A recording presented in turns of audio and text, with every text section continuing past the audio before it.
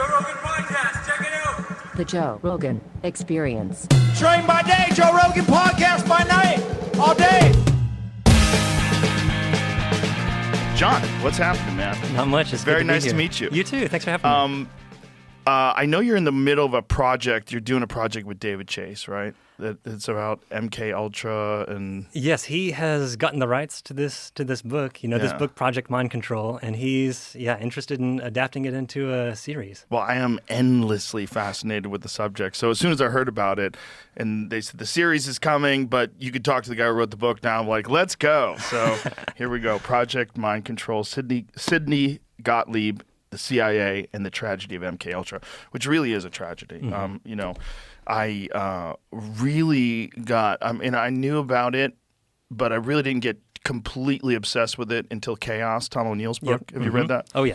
And when you realize what the MKUltra program involved and how long it ran and how insane it is, and it essentially had no oversight, and these people were just running these wild mind experiments on American citizens, and nobody went to jail for it. Yeah, that's part of the crazy thing. One of the things I really try to focus on in the book, especially the second half of the book, are the consequences of MKUltra in society, but also just what happened to these people afterwards. The victims of MKUltra, they launched several lawsuits against the CIA, and basically really nothing much came out of it. They got paid a little bit of money, but the people who perpetrated MKUltra, they didn't really face any consequences.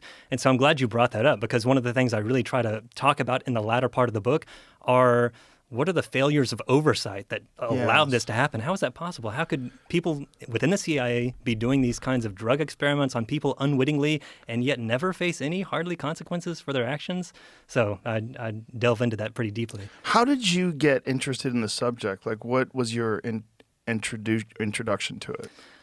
I feel like my introduction is a little bit different probably from most people, because I didn't know that much about MKUltra, and I was doing my Ph.D. at UT. And I studied the history of science, but my dissertation was on a group of scientists within the intelligence. They had connections to the intelligence community. They were called the science attachés out of the State Department. The State Department would send these science attachés to different embassies, American embassies around the world, and the CIA was very interested in these people because, hey, we have these scientists going abroad. Maybe they can interrogate foreign scientists and figure out what kind of research they're doing. So that kind of led me into being interested in scientists within the intelligence community. And from that, I learned about, Sidney Gottlieb, but also mostly my initial interest was this man named Stanley Lovell, who was essentially the Sidney Gottlieb of the OSS. So prior to the CIA, the U.S. had the OSS, the Office of Strategic Services, during World War II, and that was the U.S. kind of intelligence agency. And Stanley Lovell was in charge of a branch within the OSS called the Research and Development Branch, and that was the branch that was composed of a group of scientists whose job was to basically invent the deadly weapons, create ingenious disguises, forge documents for secret agents that are sent abroad. So my first fun stuff. Oh yeah, my first book, The Dirty Tricks Department, it's about Stanley Lovell and that group. And one of the things they do are drug experiments and truth drug experiments, trying to find out whether it's possible to give someone, a captured enemy agent, some kind of drug to make them tell the truth during an interrogation. And it turns out, when I was researching that book, I came across a series of depositions, of which Sidney Gottlieb is one of the deponents who would later lead MKUltra. And in these depositions, he was talking about how when he was assigned to be in charge of MKUltra, he didn't really know where to begin. He didn't know anything about mind control. So one of the things that he did, he went into the old OSS files and was starting to look at the drug experiments that Stanley Lovell was doing. And so I thought, that's the connection between Stanley Lovell, my first book, and now this one. So that naturally led me into becoming interested in MKUltra. So a lot of the things that Sidney Gottlieb was up to with MKUltra, his blueprint was basically Stanley Lovell. Just imagine being a government agency, the CIA, the OSS, whatever it is, and then someone says, hey, figure out if we can control people's minds. And that's where you start from, right? It's not like Sidney Gottlieb was some expert hypnotist or really was a psychologist or really understood human minds. No, they started a program going, what can we do? How can we fuck with people's minds? How can we figure out how to control people's minds? And they did it for decades. Yeah. So, and they're probably still doing it now. Well, even before MKUltra, so there are a couple programs that precede it. So during World War II, the OSS was already doing truth drug experiments, not with LSD because that wasn't really around then, but with THC acetate. They would inject it into cigarettes and have people smoke it. And So they then just get high? They would get high. And Tell the truth? Well, Supposedly? Supposedly. The idea was that it lowers their inhibitions, and so maybe they'll be more Yeah. amenable to talking. Oh, and that's hilarious. They would just do gave them spliffs. Yeah, exactly. They basically gave them spliffs. That's what did. Europeans smoke. Yeah. No, and so one of the guys who was actually on the Truth Drug Committee that was kind of overseeing these drug experiments during World War II was Harry Anslinger, who, of course, is Oh, launching this crusade God. against marijuana. And at the same time, he's overseeing these experiments about dosing people with the THC. So it's very ironic that that was the case. It's really stunning the kind of damage those people did to just our trust in government, what we know about these psychedelic compounds and drugs and like what they did with them that completely changed our idea of what the future of legalization and of all these. There's so much negative impact to what they did. On top of what they did, they essentially created Ted Kaczynski. Well, I'm a little. Are you on the fence on that? I'm a little skeptical of whether MKUltra is connected to that. Well, it's certainly Harvard and the LSD experiments that did at Harvard. And I don't imagine they would do that without the involvement of the government, Yeah, well, without them wanting to have access to research. If you have people at Harvard that are doing like really critical LSD studies on people, humiliation studies. yeah, well, with him in particular, the study that he was involved in was Henry Murray was the guy who was running that. It's like a psychological experiment about, I think it was interpersonal relationships, where he would basically interrogate them and berate them and see how they reacted to it. Now, Henry Murray, who ran that experiment with Ted Kaczynski, he did have connections to the intelligence community. I just am not convinced that he was funded by MKUltra or something. His connection. He has a couple of connections. One connection that I mentioned in my first book, The Dirty Tricks Department, he was tasked with creating psychological profiles of German leaders like Hitler. And so the idea was that he would kind of figure out what their psychology was, and maybe we could find ways to exploit that psychology. So Stanley Lovell, who is the head of this R&D branch of the OSS, he read Henry Murray's psychological profile of Hitler, and he decided maybe I can figure out a way to kind of drive Hitler crazy by using this. So Henry Murray said that Hitler had a very feminine kind of personality. He was on the border between masculine and feminine, and at least that's what Henry Murray is saying in this psychological profile. Stanley Lovell reads that, and he thinks, maybe I can exploit this by getting one of the gardeners near the Eagle Nest, where Hitler often had some meetings. There were some gardeners down there. We can get an agent to slip a gardener some female sex hormone, and that gardener can inject it into the beets that are destined for Hitler's plate. Hitler's going to eat it, and it's going to like exacerbate this feminine tendency, and it's going to make him go crazy or something like that. That was the plan. That never actually happened, but so Henry Murray is kind of connected to the OSS in that sense. And then later he developed some personality tests for the OSS and CIA. I believe it was for recruits, to give these to recruits to determine whether they kind of have the psychological profile that would be amenable to being in an intelligence organization. Did you see that they recently did a scan of some blood that was found in Hitler's bunker, and they determined that he has a very unusual gene expression? Can you find out what that is? It's something that would lead to him potentially having a micropenis. Yeah, which is, I hadn't heard that. Like the most obvious psychological profile ever. Yeah. A guy wants to destroy everything in the world. He's got a tiny dick. Well, maybe Henry Murray was onto something.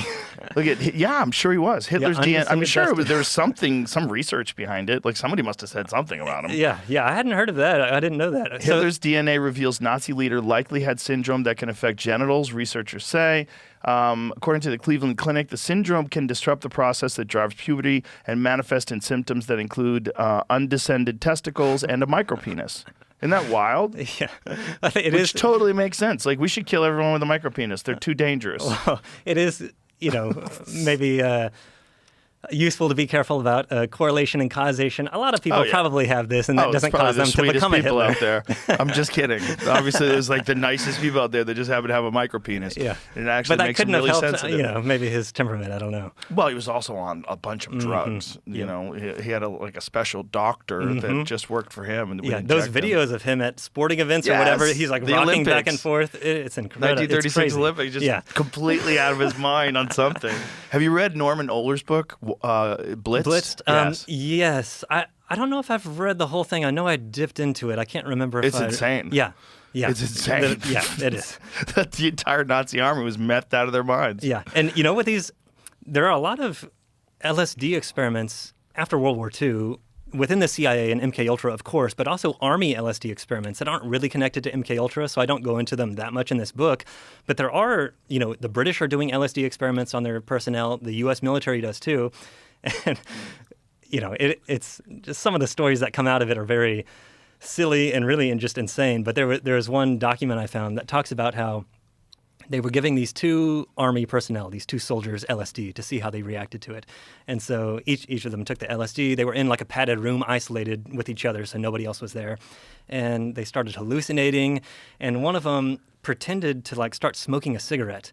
And he didn't actually have a cigarette. He had nothing, you know, but he just pretended to smoke a cigarette.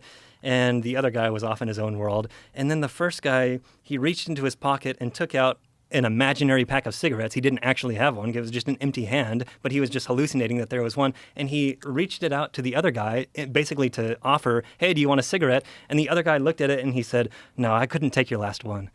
It was just an empty hand. There was nothing there. No, I couldn't They were take having your like last this one. shared hallucination or something. Wow. Wow. I mean, also back then, we didn't really know too much about that stuff. So they were kind of gathering information about what would happen if you gave someone LSD. Yep, that's kind of the motivation for MKUltra in the first place. There are several motivating factors. One of them is, how do we get prisoners to speak during an interrogation? Maybe there is some kind of truth drug that can get them to tell us the secrets that we want to know. Another is, maybe we can use this to discredit individuals like Fidel Castro. Let's say we dose him with LSD before a big speech. He appears to be crazy, and his people are going to lose trust in him because he's making nonsense. You know, he's just talking gibberish. Was that proposed? Oh, yeah. There were proposed a plan to put LSD into cigars that would sneak into Castro's kind of place that he would smoke before he gave a speech. What I don't understand about that is they were trying to kill him. So if they couldn't get poison into his cigars, why did they think they could get acid in there? The original plan was to discredit him, and then the later plan was to kill him. Oh. Yeah. So there were a couple original plans to discredit him. One is to sneak him LSD to make him appear insane so that his people will lose faith in him. Another one was to slip what's called thallium salts into his shoes, and these are depilatories. They make your hair fall out. And so the idea was that, you know, he's got this masculine allure with his big beard, but if we can slip these depilatories into his shoes and he puts them on, his beard's going to fall out, and like Samson, he's going to lose his power or something like that. That was the idea. So Sidney Gottlieb was kind of involved in some of these that I talk about in the book. Another one, so you have the LSD, you have the depilatory. Another one was to Photoshop images, basically, of Castro with a bunch of beautiful women around him and like a buffet of food in front of him, and to have a caption underneath it that said, "My ration is different," to indicate like, I'm getting all the benefits of, you know, this, the spoils of society while my people are going hungry. And so, you know, the idea was to spread this around Cuba and have people resent Castro for indulging in all these Well, vices. that one's actually reasonable, right? A little bit more than the others. That maybe. one's probably the closest to accurate. Yeah. So those were attempts to discredit Castro, and then there were several attempts to assassinate him that Sidney Gottlieb and others involved kind of in this story do. So some of the main assassination attempts on Castro involved his hobby of ocean diving. So he liked to dive in the ocean. And one idea was that, what if we get this really beautiful shell that he would just be unable to pass up? It would be so beautiful that if anyone swam by it, they would obviously want to pick it up. We pack the shell full of explosives and put it on, have some kind of trigger mechanism for when you pick it up that detonates the explosives. Right. So when he's underwater, he's going to swim by this, he's going to see this beautiful shell, he's going to pick it up and it's going to explode. But it turns out they couldn't really figure out a shell big enough that would catch his interest, you know, so that never happened. Another concept with his scuba diving hobby is that, what if we gift him a scuba diving suit? There are people kind of negotiating for the return of the Bay of Pigs prisoners. So what if we get one of those lawyers to gift Castro a suit, and in that suit we would lace it with some kind of poison or some kind of fungus that would cause him to break out and develop some kind of disease. But it turns out the guy that they wanted to give him the suit had already given him a diving suit. And so it was like, oh, we can't use him anymore. Wow. And they were the people running it. Yeah. That was the best they could do. Yeah. But it's just the concept of not having any experience whatsoever in any studies about mind control and just given this assignment. what do you know about mind control? What can we do? How much does it work? What did the Nazis learn during World War II? Because they did a lot of experiments, right? They're doing a lot of experiments. And it is, I mentioned the OSS is doing truth drug experiments. The Nazis are doing truth drug experiments in their concentration camps as well. And the British are doing some truth drug experiments during World War II as well. You can get the British ones online. Well, at least the post World War II ones. Was it 1950s? You can. Have you seen the British LSD studies? Oh, you haven't seen it? No, I don't. think so. Oh, it's wonderful. You should watch it. We'll watch it real quick because it's kind of hilarious. They start breaking out. They can't. Oh, they can't. Yeah. You have seen it? I think so. They can't The soldiers all in a row, and some of them they start laughing. They're in the middle of doing their task, and they just start laughing uncontrollable, and they sit down. Yeah. And well, during I mentioned those like THC acetate experiments during World War II. These guys are. These giant smiles on their face. Yeah. This guy's having a guard go of it. Yeah, he might have been having a downer or something. He had to be removed from the experiment after 35 minutes. Look at the radio operator trying to figure out how to work it. They're just so confused. And eventually they just start laying down and just laugh like these guys. These guys just can't. Yeah. Yeah, and these THC experiments during World War guys. For some of the people, they would give them this THC. They would smoke it through a cigarette, and some of the reactions it talked about was it made them just uncontrollably start laughing, and it put them in a good mood. And like some of the reactions were, oh yeah, I mean they were just getting these people high, and they were reacting to that. It didn't make them tell the truth. No, of course not. It did actually make them talk more though, because they actually recorded these interviews and they would count the number of words per minute that these people spoke. And it turns out after they smoked this, they would talk about like 40% more words per minute. But it's not that this guaranteed the truth. They were just talking. They're just rambling. They're talking about cartoons.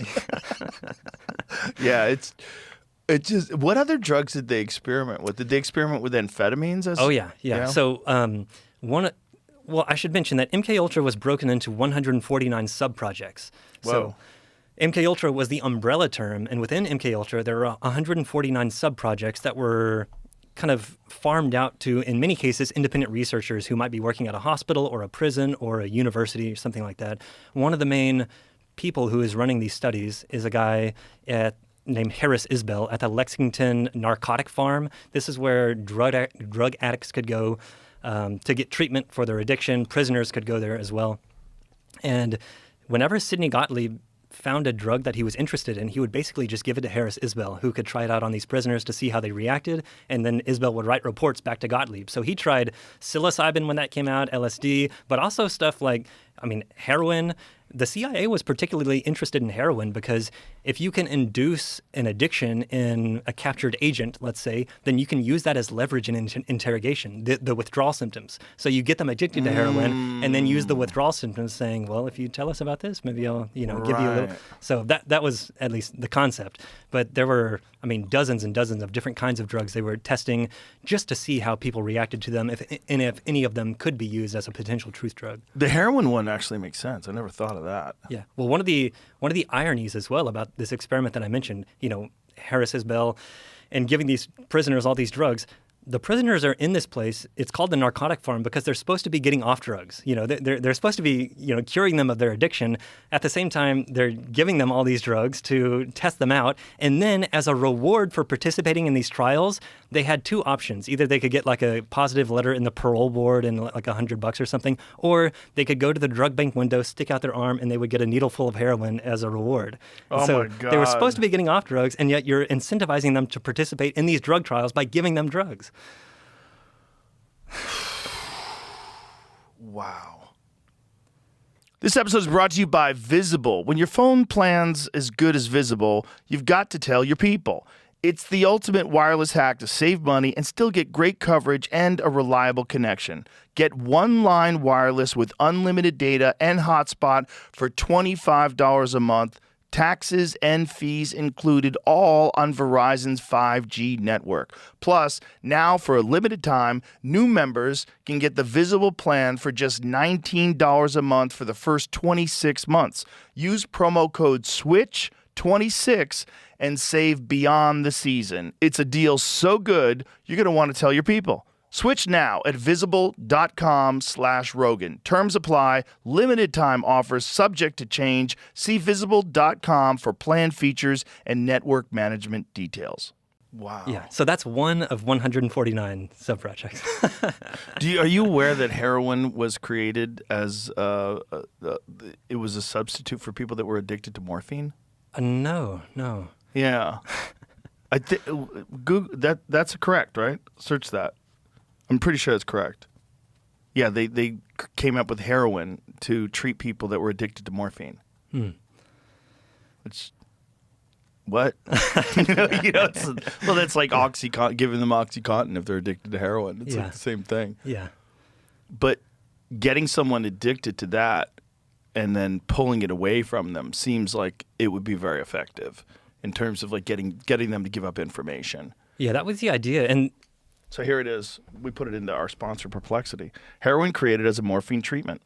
Originally developed in the late 19th century as a medical drug that was indeed marketed as an improved, non-addictive alternative to morphine and as a cough suppressant. Hey, what do you know? Yeah, how nuts. What company came up with it? Bayer. There you go. Fucking Bayer. Yeah. I think at the same time they were doing this, they just find out if it's true that acetaminophen is what's toxic in Tylenol, correct? Find out if it's true that at the same time they decided that acetaminophen was too dangerous. I think that is Tylenol. What do you mean? Yeah. I mean, that the substance. That's Tylenol's the name brand. What's the question then? Did they, poor Jamie, if you hear his voice, ladies and gentlemen, I'll inform the people at home, poor Jamie got a tooth pulled last night. It's rough. And last night you were in pain. Yeah. Today you got a tooth pulled. And he's got what looks like a softball stuffed in his cheek.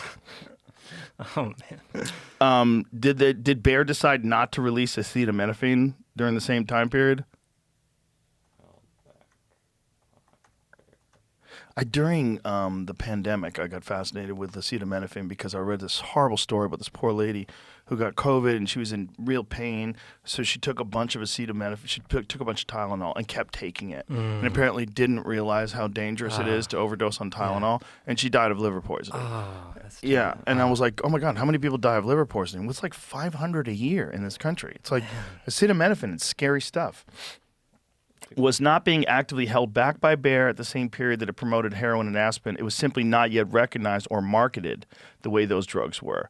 And its development and adoption followed a different path. Existing historical accounts focus more on scientific uncertainty and competing drugs than on deliberate suppression campaign by Bayer. I don't think they were saying in this article that I read that it was that they were suppressing it, that they decided not to focus on it because it was dangerous.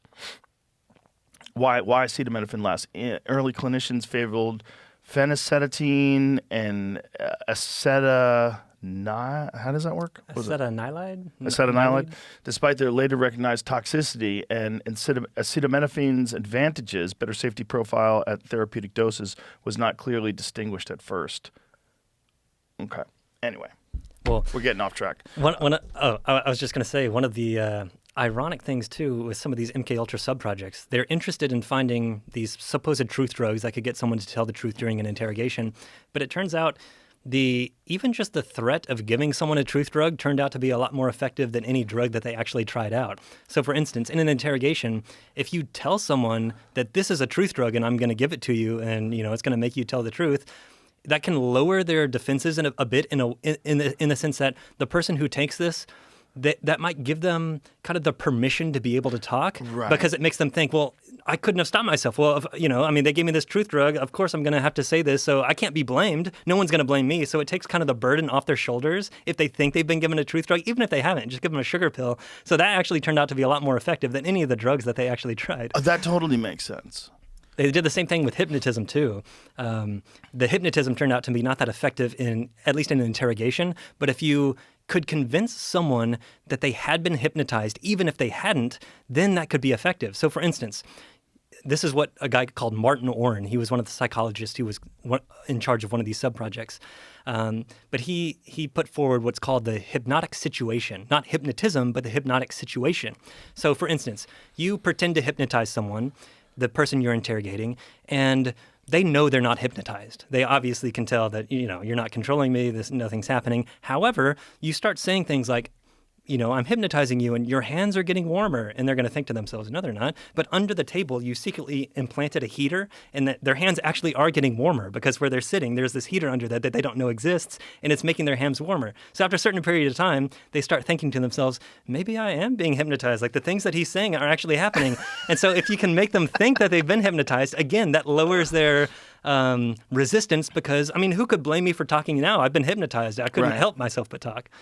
At least that's the idea. It's just so fascinating to me how much time and effort was spent just studying how to control people's minds and trying to come up with ways to do it. Yeah. So it must have been really exciting to be them. I think what they did is horrible. I don't, I'm not in any way forgiving MKUltra for what they did. However, boy, it must have been fun.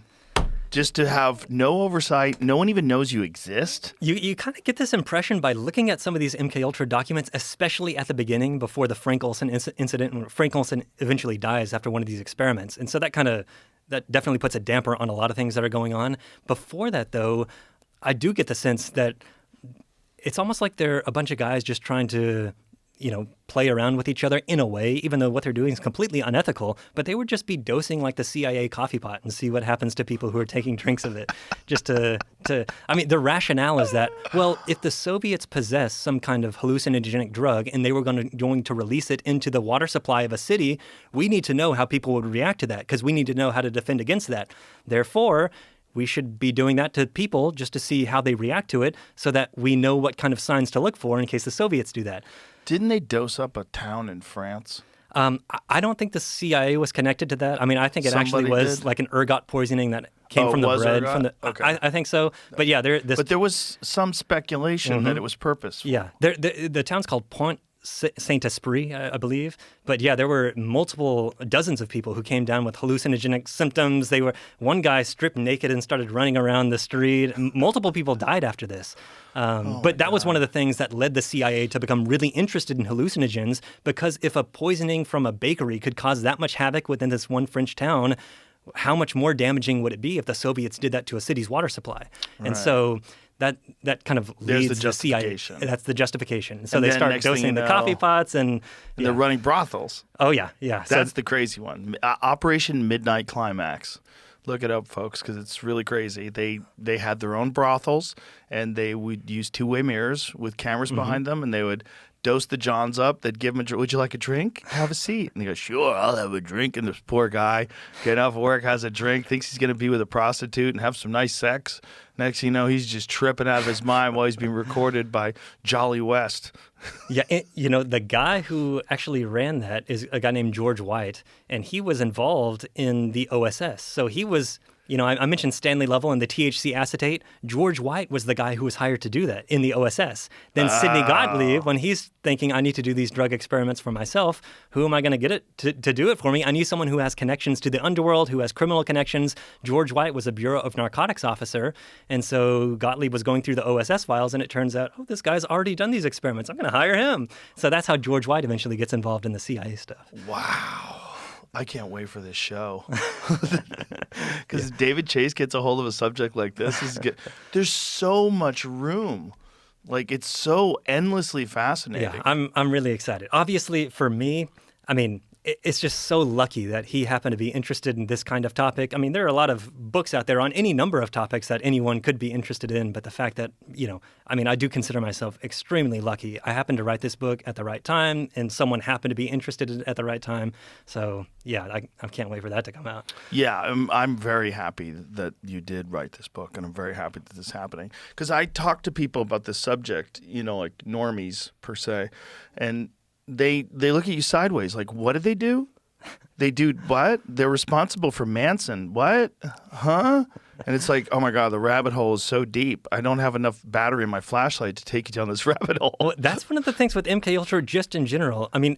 Initially reading about this, my first impression is that, obviously that's like a conspiracy theory, or it can't be right. But some conspiracies are true. And the MKUltra stuff, they actually did this. They were dosing people using prostitutes behind a one-way mirror. George White sitting on a toilet watching this happen. even besides drugs, MKUltra is involved in a lot of psychological experiments. So not just LSD. Most people associate MKUltra with LSD, but one of the most expansive of the subprojects is Subproject 68. It was by this guy named Ewan Cameron. Have you heard that name before? No. Cameron? Okay, Ewan Cameron. He is a psychiatrist up in Montreal in Canada, working at what's called the Allen Memorial Institute. And Gottlieb wanted to expand MKUltra besides drugs because he already had a lot of people doing drug experiments. So he wanted to see if there were psychological techniques that could be used to manipulate a person. So not just in an interrogation, but can we actually control a person's personality? Can we make them behave in certain ways, make them do something? So the idea that Ewan Cameron had come up with before the CIA is involved, I should mention Ewan Cameron is a behaviorist. So he thinks that all behavior is a result of nurture, not nature. So it's the environmental input that causes a person to behave a certain way. And he thought that if you could bring a person back down to a blank slate, remove all the environmental inputs that have been put into them, and then you can build them back up in your image into whatever you want them to be. So his idea to bring someone down to the blank slate was to induce enough stress that they forgot who they formerly were. And so you reduce them to the blank slate, and then the CIA is really interested in, if you could do that, then you could form them into whatever. So Ewan Cameron, his main goal is to try to figure out what can induce enough stress in a person to bring them down to that blank slate. And so he performs a lot of experiments. His most famous one is called psychic driving, where he was doing a therapy session, quote unquote therapy, with one of his patients, and he was recording the session, and she said something about how, my mother when I was young used to tell me blah blah blah. She said something negative to her, and so Ewan Cameron rewinded that on the tape that he was recording and made her listen back to it and said, "Hey, I want you to listen back to what you say your mother used to say to you." When he rewinded the tape and played it forward, as soon as the woman was kind of quoting her mother and she listened to that herself on the tape, she recoiled. And Cameron thought, oh, you have a negative reaction to that. So he rewinded again and again and again. And he kept rewinding it. And she just got more and more emotional, had this more and more kind of visceral reaction to what she was saying her mother used to tell her. So this led Cameron to develop the concept of psychic driving, which is you record some kind of negative message and then you make someone listen to it for thousands and thousands and thousands of times for weeks on end, for hours every day. All their waking day, they basically are strapped into a headphone that is playing this negative message, and it will break them down over time. That's how you induce enough stress to break them down to the blank slate. And then you can record a positive psychic driving message to build them up into whatever image you want them to be.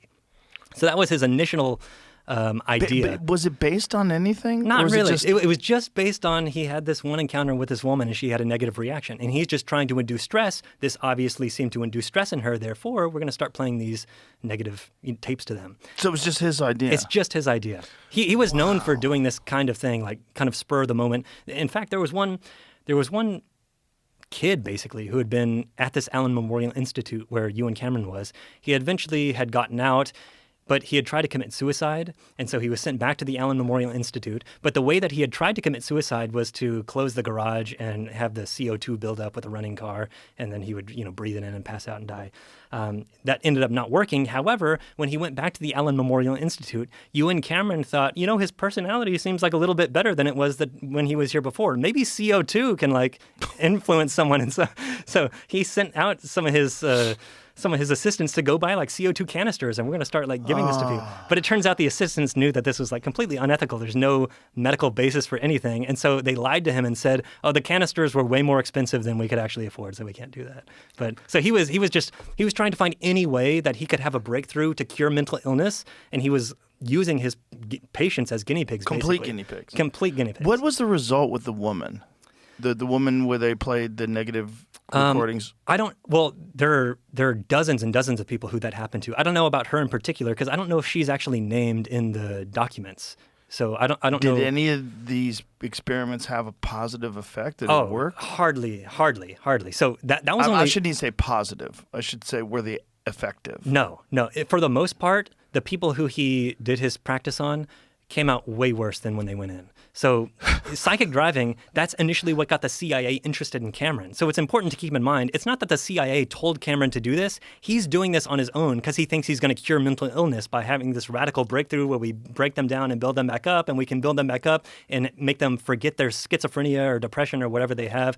The CIA reads his article about psychic driving, and they think this is the kind of thing we're interested in. So from that point on, they start funding him not only to do psychic driving experiments, but also he does puts people in chemical comas for months on end. And while they're in these chemical comas, he would put an audio device next to their pillow playing these psychic driving messages. And he would put them in sensory deprivation chambers for weeks. They would have goggles over their eyes, earmuffs on their ears. They would have cardboard tubes over their arms so that they couldn't feel anything. And they would just be in a room for weeks on end. The idea, again, being to induce enough stress so that it breaks them down so that you can eventually build them up.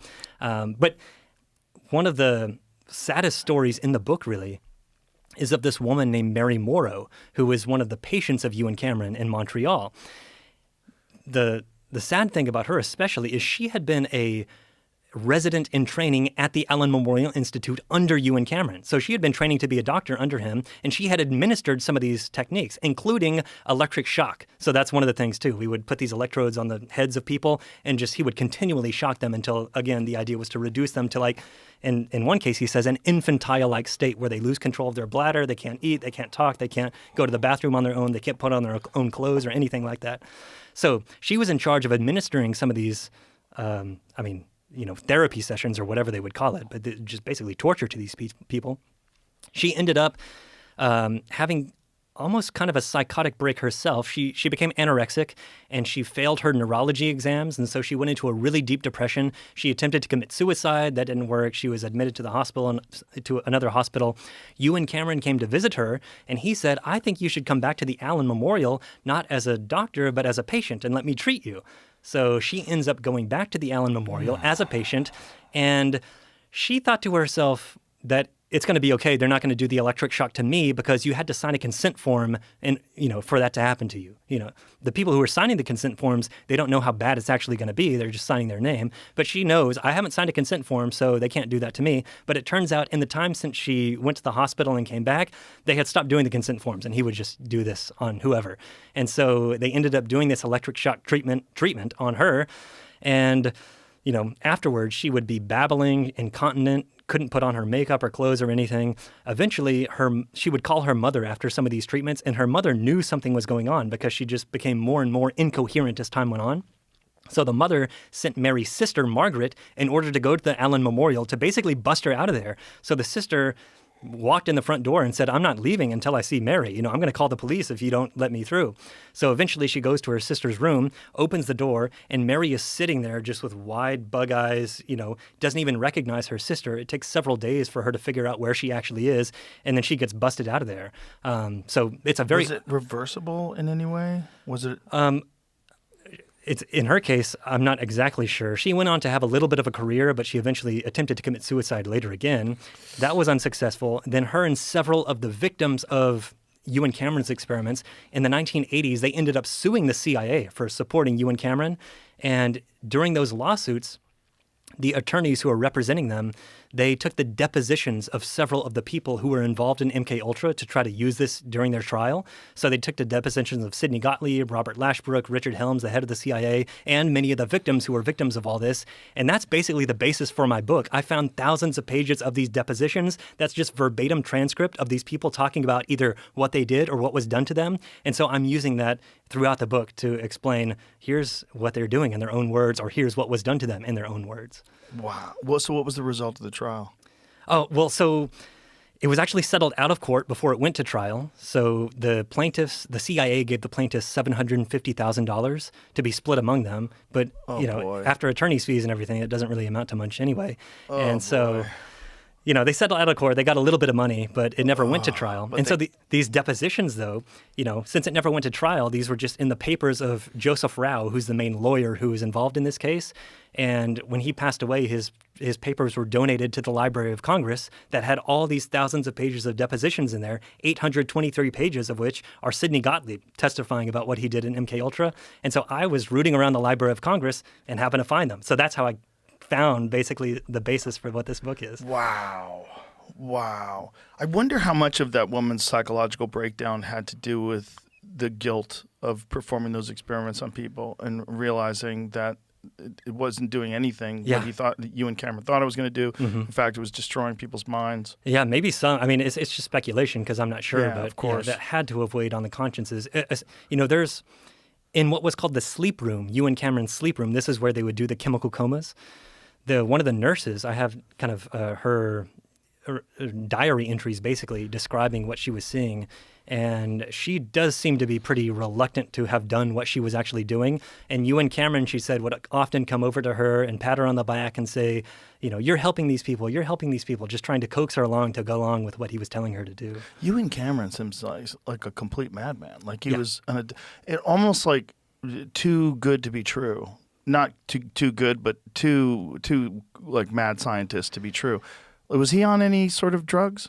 I mean, I've never seen anything to indicate that he was on drugs, but he definitely had almost like a messiah complex. He thought, I'm going to be the one to win the Nobel Prize in medicine because I'm going to cure all mental illness through this psychic driving or whatever it was. He was going to be the next Sigmund Freud. He really had delusions of grandeur, just like I think Jolly West did as well. And so I think that drove a lot of what he was doing. His patients were just a means to his own end. They're the guinea pigs that I can use to prove that these medical techniques actually work, and therefore everyone's going to praise me because I've cured, schizophrenia or whatever it is. I'm just always suspicious of something that someone has that kind of access to all sorts of compounds, and then you're experimenting on people, and especially with things like amphetamines, which do tend to make people a little less empathetic and a little more driven. I would be very curious to see if he was interested in anything like that. Yeah, I don't remember specifically for him in that case. Many of the people who are either running the subprojects or approving them, like Sidney Gottlieb took a lot of LSD. He was, when the CIA got LSD, before it gave it to other people, the first thing they did was try it for themselves to see what actually happened. So Sidney Gottlieb took it multiple times before he ever even gave it to people to understand what it was like. Wow. And, one of the physician who was the attending physician the first time he took LSD, because they did it in kind of a controlled setting with several other people there, a guy named Harold Abramson. And for anyone listening who knows much about the Frank Olson incident, Frank Olson is a guy that would later be dosed with LSD. He would go out the hotel window in New York. And Harold Abramson is the guy who Sidney Gottlieb and Robert Lashbrook, they took to New York to get treatment from Harold Abramson afterwards. So he had this CIA connection. Wow.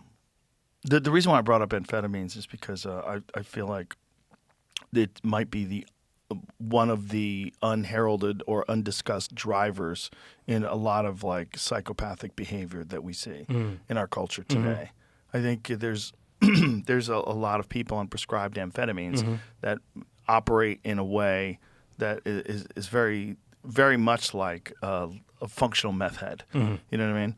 And I would wonder, like, if you were in charge of doing something this evil, just running experiments where you're destroying people's minds and you're getting no positive results. None of it's working, yet you continue to do it. And you even do it to people that used to be involved in the program, like that poor woman. Like, what's the psychological profile of that guy? Because he's obviously mentally ill, which is fascinating, right? It's fascinating that a mentally ill person is working on a mind experiment program. Because there's no way he's not mentally ill. Like, to have no empathy to these people that you've tried all this stuff on, and not only has it not been effective and not rid them of mental illness, it's made them far worse. Yeah, for you and Cameron, I feel like he definitely lacked empathy, whether that's some kind of medical thing or whatever. There are a couple of people in the book, I think, who are like that. One of them is you and Cameron. Another is George White, who is in charge of Operation Midnight Climax. He was in it just for the fun of it. He would dose his own friends with LSD just to see what would happen. There's one story in the book. There was a woman who had gone over to a dinner party, basically. She had actually gone over with her husband a few weeks before, but George White didn't dose them because the husband was there. The husband went away on a business trip, so the woman and her friend, they ended up going to see George White to hang out. And White dosed them with LSD. The woman had her 1-year-old son there with her, but he still dosed them with LSD. She ends up basically going crazy. I mean, she goes home. She ends up calling, George White, asking, what's happened to me? What's going on? One of these women, she ended up being committed to a mental institution for basically the rest of her life after this happened to her. Oh so my she had some God. kind of like psychotic break after this unwitting, surreptitious dose of LSD. Of course, she didn't know what was going on, so she thought her whole world was collapsing. Yeah, she lost her husband. It was said that she would cower in the corner of her parents' house before she went to this mental institution, convinced that an unidentified they was like looking after her, trying to get her, calling on the phone. None of this was happening, but she was just having these delusions that someone was out to get her. That's kind of a recurring theme that you see in these people who are unwittingly dosed. One of the saddest stories in the book is a guy named Wayne Richie, and George White did the same thing to him. But Wayne Richie he was a guard at Alcatraz for a while. This is in San Francisco. And he had gone to a Christmas party at the post office there in San Francisco just for, he was a U.S. Marshal too, so just the U.S. Marshals, whatever. And that night, he was drinking, some of the punch at this party, and he started feeling very strange. He started seeing colors. The room started spinning around him. He ended up going upstairs to where his locker was and, getting his things. And he wound up going home because he didn't, know what was going on. When he got home, his girlfriend was upset at him. She said that, I'm not happy here. I want to move to New York. And so when he's in this fog, he decides, I know how to set my life on track. I'm going to grab a couple of my service revolvers. I'm going to go to a bar downtown. I'm going to rob it, and I'm going to give the money to my girlfriend so she can go to New York and she'll be happy, and so she won't break up with me. So when he's in this fog, he ends up doing all this. He gets his revolvers. He goes to a bar downtown. He, basically has a stick up, give me all the money in the till. A quick thinking patron who's sitting next to him basically gets the mug of beer and smashes it over his head so he falls down. The cops come later. They arrest him. He's in jail.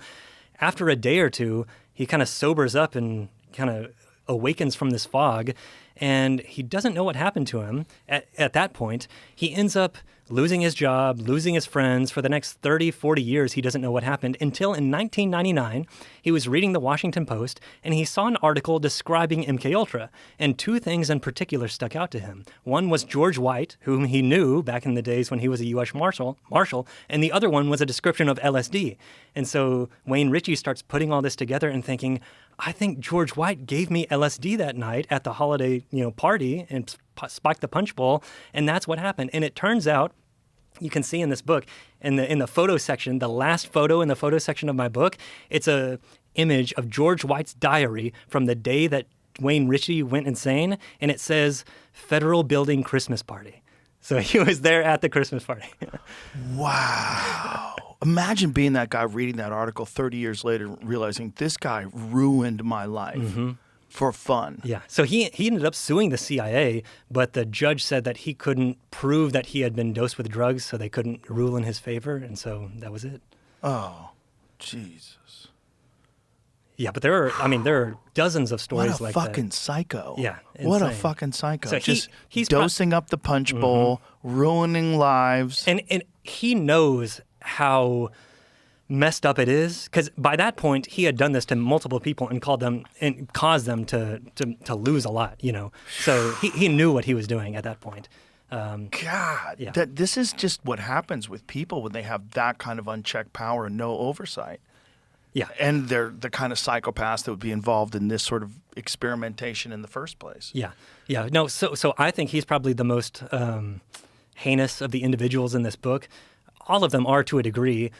Sidney Gottlieb, I don't think he's as heinous in the sense that he's like intentionally trying to harm people. He thinks he's doing this for a patriotic reason. He thinks MKUltra is actually going to help us defend ourselves against the Soviet Union. There is some like moral justification, at least he has for himself. So it's not all just, whatever George White is doing.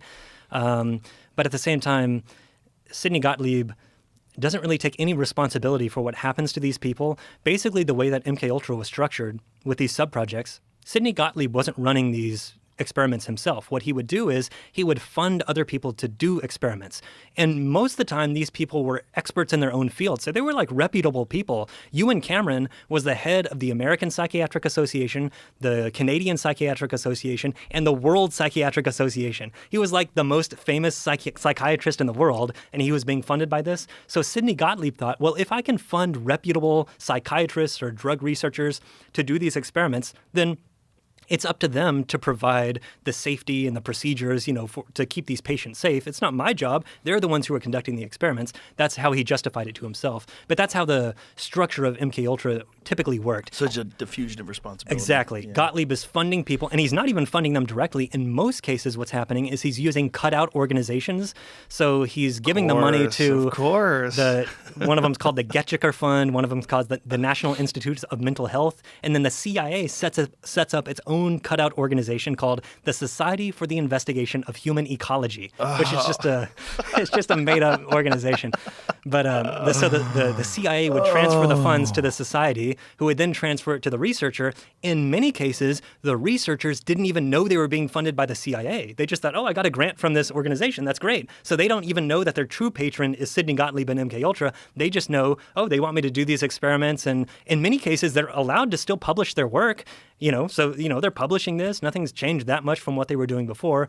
But it turns out their patron is actually the CIA, who wants to make sure they continue doing these experiments just in case they find something that could be of use. Oh, my God. What was your journey personally like, both researching these subjects and then writing books about it? Because what was your opinion on all these things before this? And how much of it has shaped your worldview? So with probably the first book is more formative to the shaping of my worldview, just because that was the first one I did. So what was your perspective before getting involved in any of this material? Well, I'm pretty much I would consider myself a skeptic generally. So when stuff gets a little too outlandish, I am pretty skeptical. But of course the existence of MKUltra, and even in my first book, The Dirty Tricks Department, there are some projects that are even more outlandish than some of the stuff I've been talking about with MKUltra. And so that kind of lowered my barriers to thinking that, people are crazy, or like, the government does actually perform these crazy, projects. One of the ones that really lowered my barriers to that for the first book was called Operation Fantasia. And again, it's just a testament to the absurdity of some of the ideas that were happening in World War II and within the intelligence community. Operation Fantasia was the brainchild of this guy named Ed Salinger, and he had been a businessman who had done imports and exports in Tokyo. So he knew Japanese culture, he knew the language, he knew the religious beliefs. The OSS wanted to exploit that by trying to find a way we can demoralize the Japanese. You know a lot about the Japanese psyche, the idea was, Ed Salinger. So figure out a way we can demoralize the Japanese and make them basically give up this war because, they're dug in, they're not giving up. We need to find a way that we can basically use psychological warfare on them. So his idea is that in the Shinto religion, there are these kind of mystical figures called kitsune. And in many cases, they take the form of like a fox, a glowing fox. And oftentimes they represent portents of doom. So, if you see one of these kitsune, it's an indication that something bad is about to happen. And so Salinger knew, what if we can artificially create kitsune, spread them around Japan, then all these Japanese soldiers are going to see them and think, that's a portent of doom. Surely it means we're going to lose the war. Therefore, we might as well lay down our arms right now. And so Salinger, initially his idea is we're going to create whistles that can make fox sounds, and we're going to distribute them across Japan to our agents there, and they can blow these whistles like anyone would recognize a fox sound.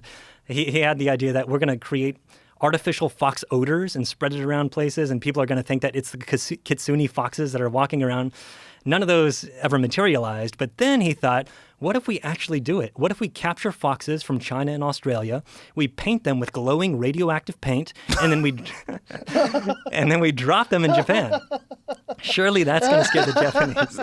So there are actually several experiments that they did this. So they captured foxes.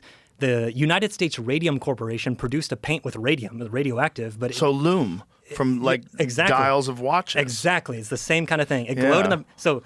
They decided we're going to paint foxes with this, but they first needed to test whether it's possible to paint fur with this and it stay on. So they went to the Central Park Zoo and they got a raccoon and they painted it and kept it under lock and key. And it turns out after a few days of ordinary raccoon shenanigans, the paint stayed on. So they thought, okay, this might have something going for it. So then Salinger decided we're going to paint these foxes, row them out into the middle of the Chesapeake Bay and throw them overboard to see if they can actually swim to shore. Because if we're going to get these foxes to Japan, we're going to have to throw them off the coast and they're going to have to swim and then scare people. But can foxes even swim? He didn't know. So he gets these foxes. He paints them with this paint. He throws them in the middle of the Chesapeake Bay. Oh my and it turns God. out they actually swam to shore, so that worked. However, by the time they had gotten to shore, the paint had all washed off. And So they poisoned the water. Well, yeah. They made And so the it's like, water well, if we were to radioactive. do this in Japan, the paint's all, you see a fox. It's not a kitsune. It has to be a glowing fox. Right. And so he decided, well, that's not going to work. So his next plan, this is one of the craziest things I found from my first book. The next plan was, we are going to stuff a fox, a dead fox, just taxidermy it, have this fox body. We're going to paint it with this glowing paint. We can drape a cloth over it and paint glowing bones on it to make it look like a skeleton. And we're going to put a human skull over this fox head to make it look as if it's a human skull. Because apparently this was like an even more potent version of the kitsune myth that was going around in Japan. So we're going to put this human skull on this taxidermy glowing fox.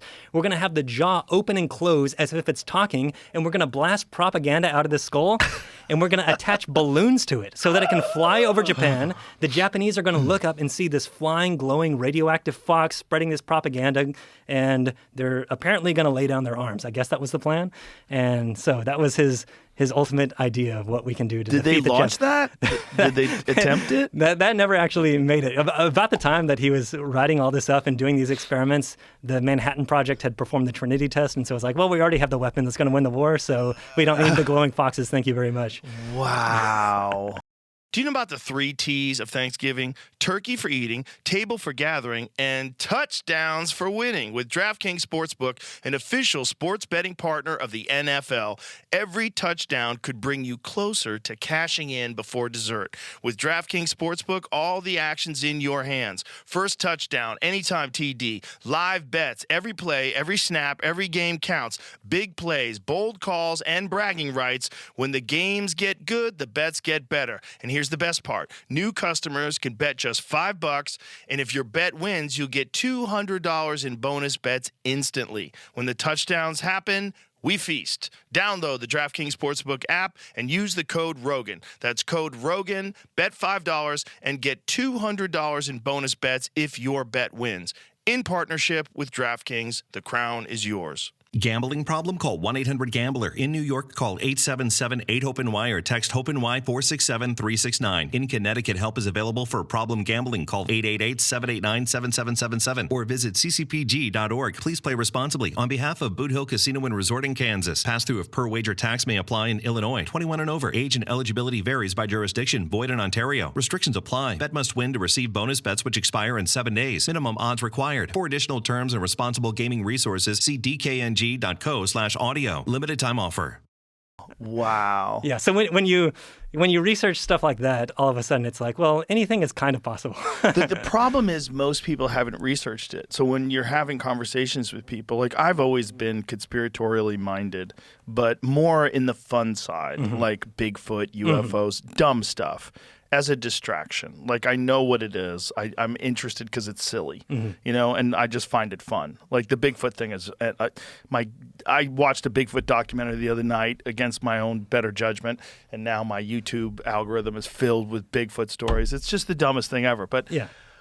when I started doing the podcast, it slowly shifted my perspective of not only are there real conspiracies, but they're way more prevalent than you would ever think. And you almost have to get lucky to find out about them. You know, like one of the things from the book Chaos was Tom O'Neill describing some of the documents that were discovered in, God, I believe it was a storage unit. That where they had some like the MKUltra document? Yes. Oh, yeah. Yeah, do you remember that Yeah, that's a story? big part of my book. So in 1975 or so, really in 1974, there's something called the Rockefeller Commission, and that was an executive commission set up to investigate past abuses of the intelligence community. And that kind of led to the Church Committee in 1975 and also the Pike Committee in the House. But after they published their final reports, those reports included things about MKUltra, that the U.S. government had performed these secret drug experiments in the past, and that led a former State Department employee named John Marks to file a Freedom of Information Act request, basically for any and all documents related to these former drug experiments. And so, you know, not too long afterwards,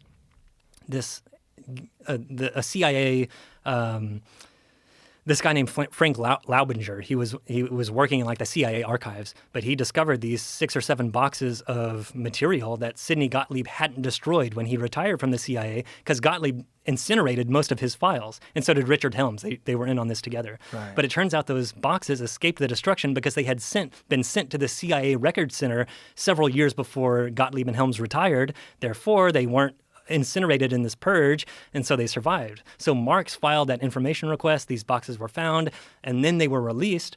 And this was right around the time that there were a couple of subcommittee hearings on MKUltra, and that's right when all these documents came out too. So it became kind of a big deal. But so that's how thousands and thousands of documents related to MKUltra survived, even though Gottlieb and Helms incinerated most of the files that they actually had. Which leads you to consider, what would we know if those documents hadn't been discovered? Mm-hmm. We would be decades behind on this. Yeah, they do reveal a lot of information. That said, we can actually kind of run this scenario because we do know what we kind of knew before those documents were released. So before those documents were released, you still had the Rockefeller Commission and the Church Committee and a few other things. But so we would have known still, because it came out before those documents, about the Frank Olson incident. This guy was dosed with LSD at this place called Deep Creek, and he ended up going out the window of the Statler Hotel in New York. He died.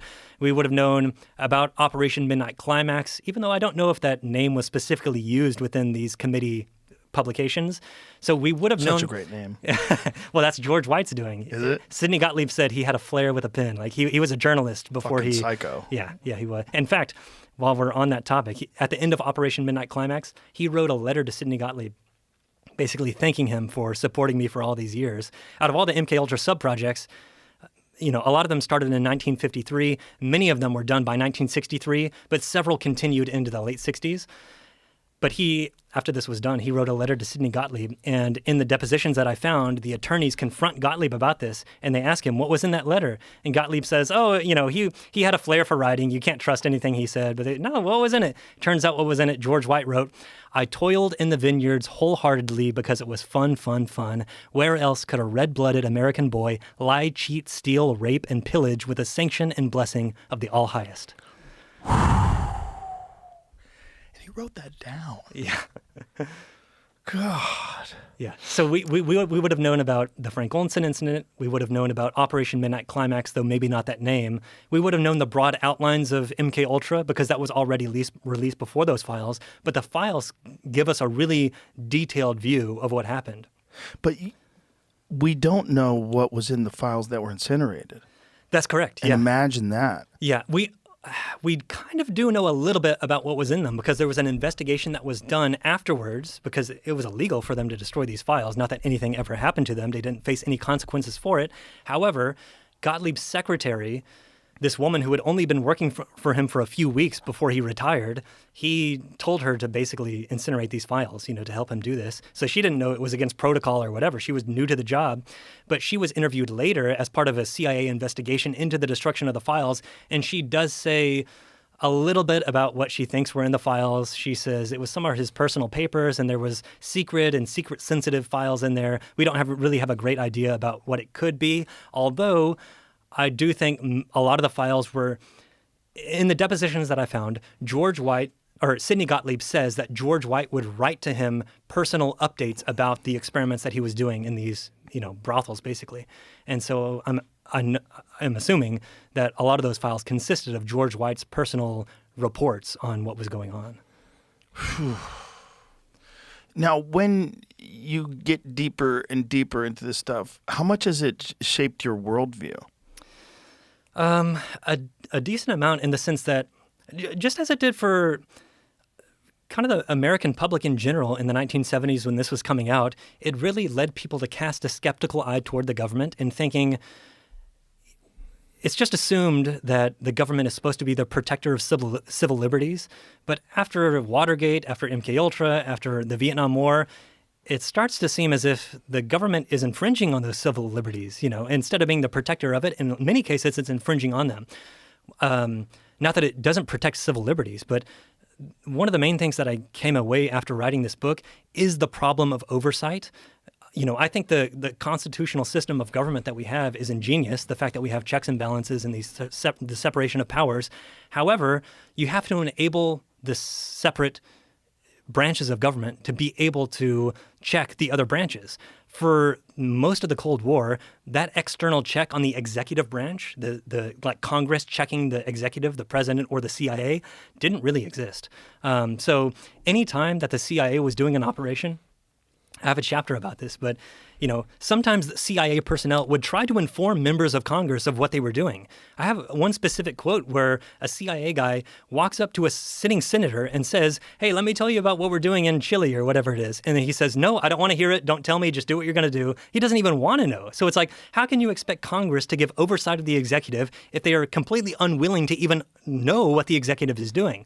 So fortunately, in the aftermath of these revelations, there have been some programs or committees that are set up within Congress to provide that external check. However, it's not even clear how effective those are.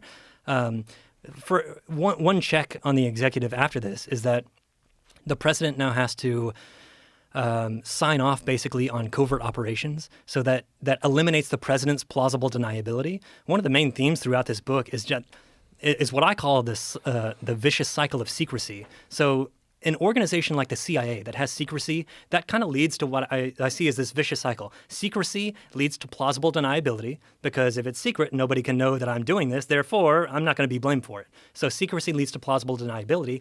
Plausible deniability leads to reckless behavior, like MKUltra. If nobody's going to find out what I'm doing, therefore, I'm incentivized to do some crazy stuff because I'm not going to be held accountable for it. So secrecy to plausible deniability to reckless behavior.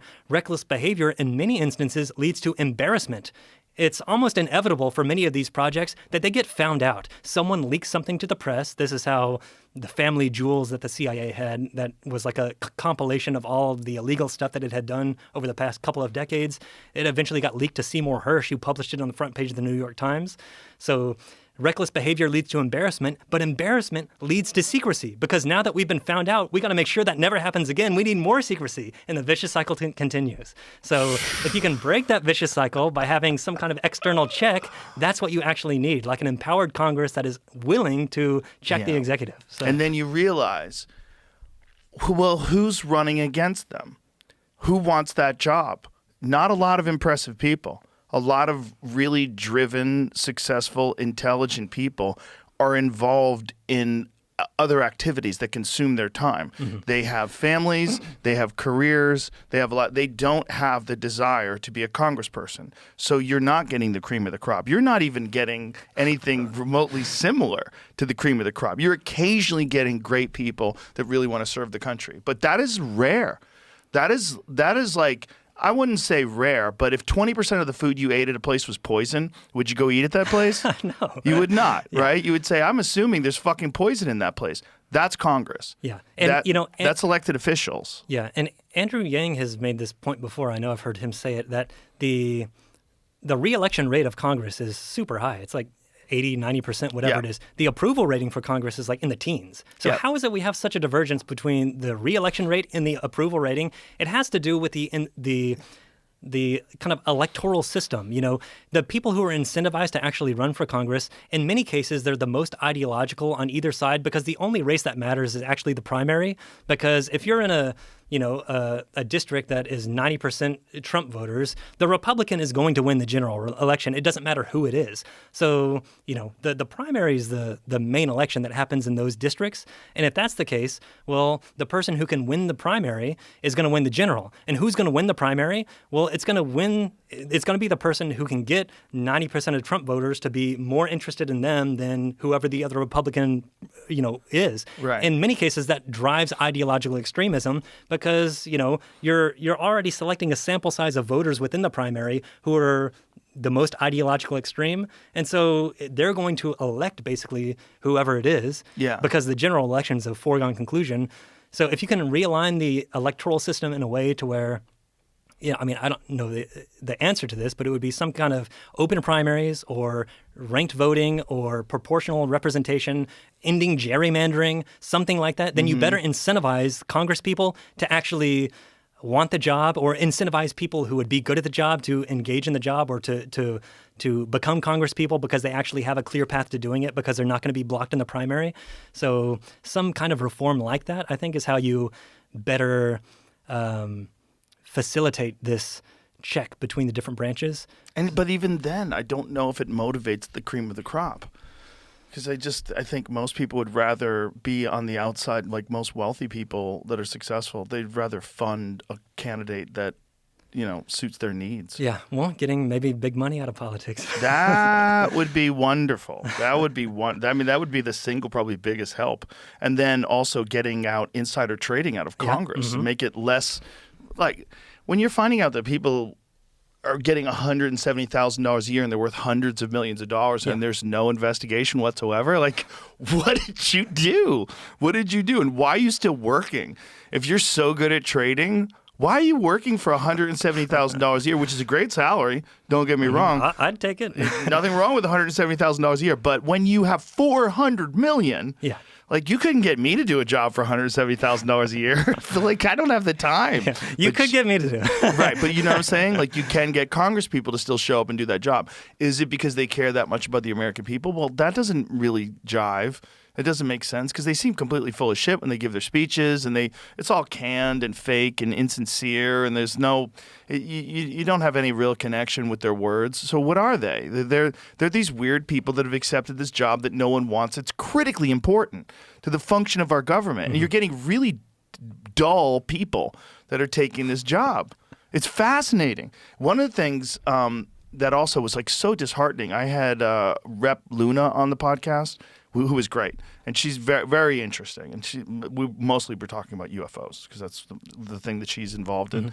But one of the things she said about certain issues is they don't want to solve these issues because this is how they run. They can fundraise off of it. Yeah, exactly. And I was like, oh no, Yeah. like just that trap. I was like, oh no, I didn't want to think that is the case. And she's like, oh, that's it. That's 100% it. Yeah. They don't want to fix it. That makes me even more convinced, though, that a restructuring of the electoral system in a way that, eliminates, that incentivizes basically better behavior, whether that's through open primaries, ranked choice voting, whatever. Yeah. That has to help in some way, I would think. So, there should also be some sort of a competency test if someone wants to take that position. Like, if you want to be a lawyer, you have to look at poor Kim Kardashian. She can't pass the bar.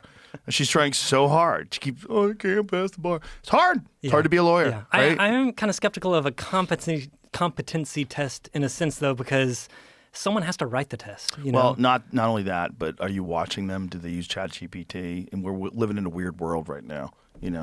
It's a very weird world of technology, and But it would be nice if you knew that this person was capable of doing the job. Yeah. I mean, I bring it back to the passing the bar thing because law is very complicated. One of the things that I found out really recently that is super disturbing was that you don't have to be a lawyer to be a judge. To be a judge, interesting. Oh, if you don't have to know anything. Just get elected. You could just become a judge. Huh. You could be a regular person and just now you're a judge. Yeah. I wonder what kind of judge that is. Because I know some judges. judge positions. Yeah, man, I don't give a fuck if it's a judge at Dairy Queen. Like, you should. What are you talking about? Yeah. You don't have to be a lawyer to be a judge? That's insane. That's so insane. That's like you don't know how to count to be a mathematician. Like, what are you talking about? You're a judge. You don't have to be a lawyer to be a judge. To me, it was like, oh my God. State and federal courts, most state and federal court and all federal judges must have a law degree. So Wonderful. some state doesn't. Practice requirements. Many states require judges to have a certain number of years of experience as a practicing lawyer before they're eligible for a judgeship. Makes sense. When a law degree may not be required. Limited court jurisdiction. Some states allow non-lawyers to become judges in specific lower-level courts, such as those that handle small claims, traffic violations, or minor criminal matters. State and local variations. The specific requirements may vary wildly by state, even by the type of court within a state, and training. Judges appointed from the non-lawyer pool typically must complete specific training programs. Right, but what is a program? Yeah. I wonder if that's a relic of like rural communities where maybe there isn't a lawyer, but you need someone to act in that position, like right. like you got to be the doctors have, sheriff in this town. Yeah, instead of being like an MD doctor, some people can practice medicine, in rural communities they do without being a MD doctor. I forget the term of it, but okay, whatever that term is. So maybe because they don't have a doctor. Well, yeah, they don't have a doctor, but you still have a degree, not an MD, but some kind of medical degree that maybe doesn't require as much time. Or you didn't complete your residency. So maybe something. it's a relic of that. I don't know. Right, that makes sense. But point being that, if Congress has oversight over these things, well, who are we talking about?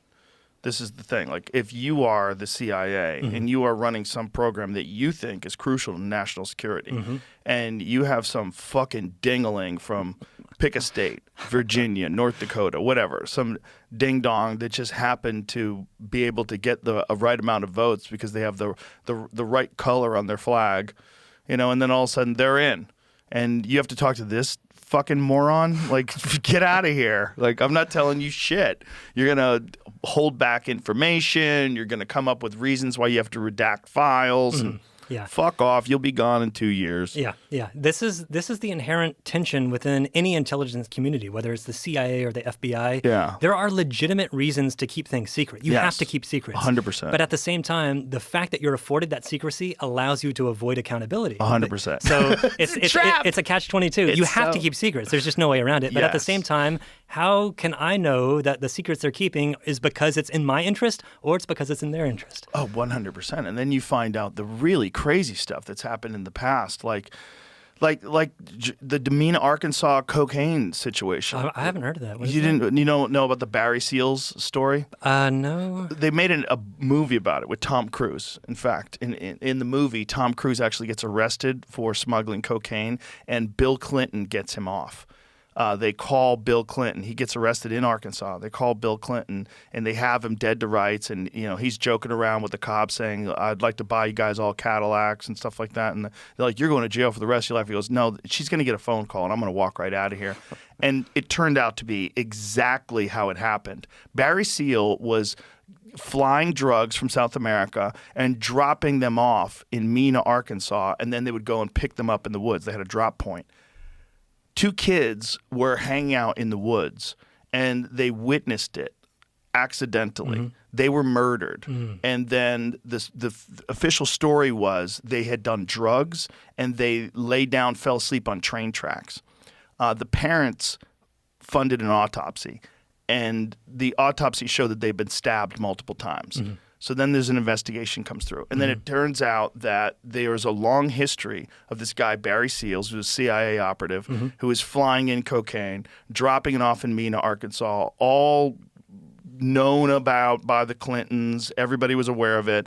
And he had been funneling this money, and they were using it probably for black ops, similar to what they did with the Contras in Sandinista, the Contras versus the Sandinistas in Nicaragua.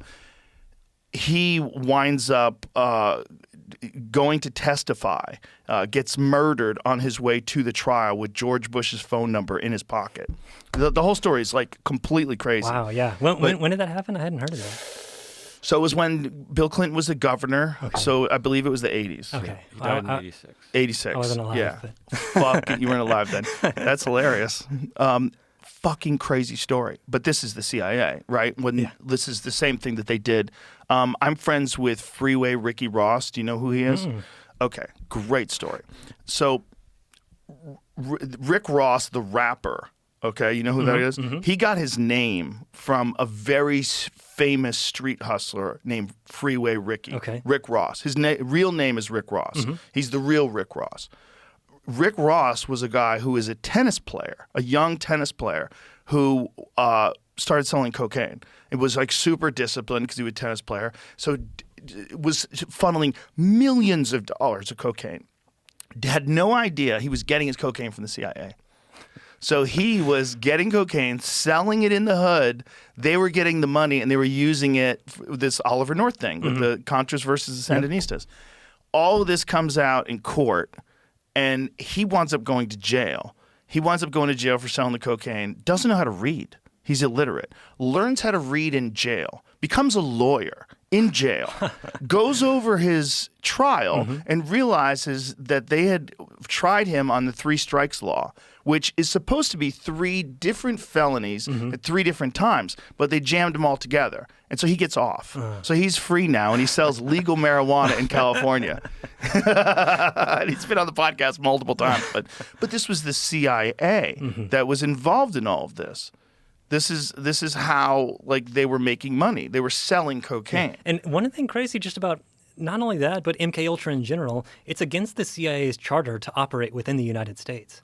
That should just be a deal ender right there for whatever they're doing within the United States. It's against the charter. Yep. I mean, what? There's no more discussion. That's illegal. Well, I just think without oversight, there's cowboys. And there's also, when you realize how much money is there to be made and that you could funnel this money into oversee accounts that are anonymous, and then you could eventually retire someday and get out of the game and be worth millions of dollars and live in Monaco or whatever the fuck you want to do. And I think that's the dream for a lot of these guys. I think they get involved, they realize it's a completely corrupt system, and it's corrupt from the top down, and there's ways to make money. And there's a bunch of stuff going on where money's being funneled into these NGOs, and there's just so much opportunity for corruption and so little oversight and so much power and so much secrecy. And as you were talking about, the importance and the necessity of secrecy for national security, which is a real thing, but also leads to corruption, and it leads to people just doing wild things because there's no one watching. Yeah. And they're in control. Look, it must be so fun. What's his name was talking about? The evil guy. George White? George White. He was talking about like how much fun he had, which is so sick. Yeah. But that's the kind of people that want that kind of a job. And if you make that kind of a job available with no oversight, we need a council of elders, a wise council, of completely objective, brilliant people that oversee all these things that aren't ideologically captured. They're financially independent. They don't need anything from you. I've mentioned external oversight, like Congress checking the executive. But at the same time, one of the big problems with MKUltra, or one of the problems that led to MKUltra, without people, even within the CIA, questioning it. There are people in the CIA who know about it. Actually, not that many because it's very heavily compartmentalized, but some people still do know about it. So one of the questions I was asking myself throughout this book, why aren't the people who were in the CIA and know about MKUltra, why aren't they speaking up? Why don't they say, pull Sidney Gottlieb aside and just have a conversation with him? Do you think what you're doing here is all right? I think they're terrified about their career. Well, that's exactly the thing. There's a specific person within the CIA during this time. That's his job, the Inspector General. So the Inspector General within the CIA, his job is to make sure there's nothing that goes against the CIA's charter or internal regulations or the U.S. law. But I found an interview that he did later. There's this guy named Lyman Kirkpatrick. He was the Inspector General during the 1950s when this was going on. And he did an investigation into MKUltra in 1957 as it was going on, and it continued on after that. And so one of the things he talks about is, why isn't the case that why didn't you try to shut this down? You obviously knew this was illegal. In fact, in 1963, a different CIA Inspector General named John Ehrman, he did a separate investigation into MKUltra, and his report that I quote in this book specifically says, what I think they're doing is, quote, illegal and unethical. Those are his terms, and he's the Inspector General. Yet in this later interview, Lyman Kirkpatrick talks about, why didn't you tell them to stop? Why didn't you put an end to this? Why didn't you raise this to higher ups? Why didn't you do something? And he said, I was worried about bringing up anything that could cause me to lose my job. He knew that if he brought this up, he'd basically be retaliated against, and so that was it. So even, there's problems with external oversight, but also internal oversight. The internal oversight has to be able to bring that kind of stuff up. And another lack of internal oversight is the fact that Sidney Gottlieb and Richard Helms, they could destroy all these files with no repercussions. It's just completely illegal. It's against the CIA's own internal regulations. In fact, in these depositions that I found, some of the most colorful parts of the depositions happen with the lawyers. The lawyers just get into heated arguments back and forth. That makes the book really colorful. At certain times, Joseph Rao is this old civil rights, he used to be this civil rights lawyer. He took on this case basically to fight against the CIA. At certain points, he basically says to the other lawyers representing the CIA, I'm going to punch you in the nose. And he says, I'm never giving this up. I'm going to mortgage my house if it means I have to keep on fighting you. But there's a certain point where he basically lays into Gottlieb, asking him, why did you destroy the files? Why did you destroy the files? Sidney Gottlieb comes up with several excuses. One of those excuses at first is, he says, the CIA was drowning in paper. We had so much paper we couldn't move, so there was just an internal kind of drive to get rid of this paper so that we could walk around and figure out where stuff was. He's just completely making this up. But Rao presses him again, why did you destroy this stuff? Sidney Gottlieb, and he does this to Richard Helms too, they both eventually say again, well, we wanted, it's part of our job to protect sources and methods, and so we wanted to make sure that nobody would be able to know what our sources and methods were as part of this project, so we had to destroy the files. And Rao was like, these files are secret. It's not like they're going to be released to the public. They're the CIA's files. How could destroying them protect sources and methods any more than just not releasing them to the public? That's just a non-excuse. So eventually, Rao presses Gottlieb more, and he kind of breaks down during this interrogation. And he says, I was embarrassed by it. I was embarrassed by what I had done, basically, ruined the lives of all these people, spent $10 million at all these different institutions. For what? To ruin these lives, and we didn't even learn that much out of it. Wow. And so he destroyed the files. Wow. So and didn't face any repercussions. So in addition to external oversight, there's got to be some internal oversight that can provide a check and prevent that from happening, or if it does happen, at least deter others from doing the same thing by holding them accountable. It's really fascinating that what we're experiencing is essentially 250 years after the Founding Fathers had already recognized these patterns of human behavior that required oversight. Mm-hmm. They required checks and balances in order to have a government that doesn't sink into tyranny. Mm-hmm. You have to have all these things in place to make sure that no one person has the power to do anything that really fucks up the apple cart. Yeah. And they knew that this was and they really painstakingly structured this system of government that they thought would protect against it. Just they didn't factor into account special interest groups and the stock market and money, and they just didn't factor into it expanded exponentially into so many different factions and so many different influencing bodies that it's almost completely out of control. But essentially they knew what could happen that has proven to be accurate, which is really kind of fascinating. It is. It's a brilliant system, and I quote James Madison actually when I talk about oversight, because his specific verbiage is, auxiliary cautions are auxiliary precautions. Humans, he says, men aren't angels, therefore auxiliary precautions are necessary to keep their ambitions in check, which means external oversight. Which is like, he's exactly right. That's exactly what you need. He's exactly right. I wonder where this goes, because it's going in the wrong direction. From the Founding Fathers to today, it's going in the wrong direction. It's like, I think most people agree that a lack of oversight and secrecy is a gigantic problem with not just the stuff that we've already discussed with MKUltra and the CIA and the cocaine and all these different things, but with virtually everything that gets decided upon in our government that affects daily lives of people. There's so many different influences that aren't based on the greater good of the American people. It's based on financial interests. And that's sort of overwhelmed all of our policies, overwhelmed all of our systems of government.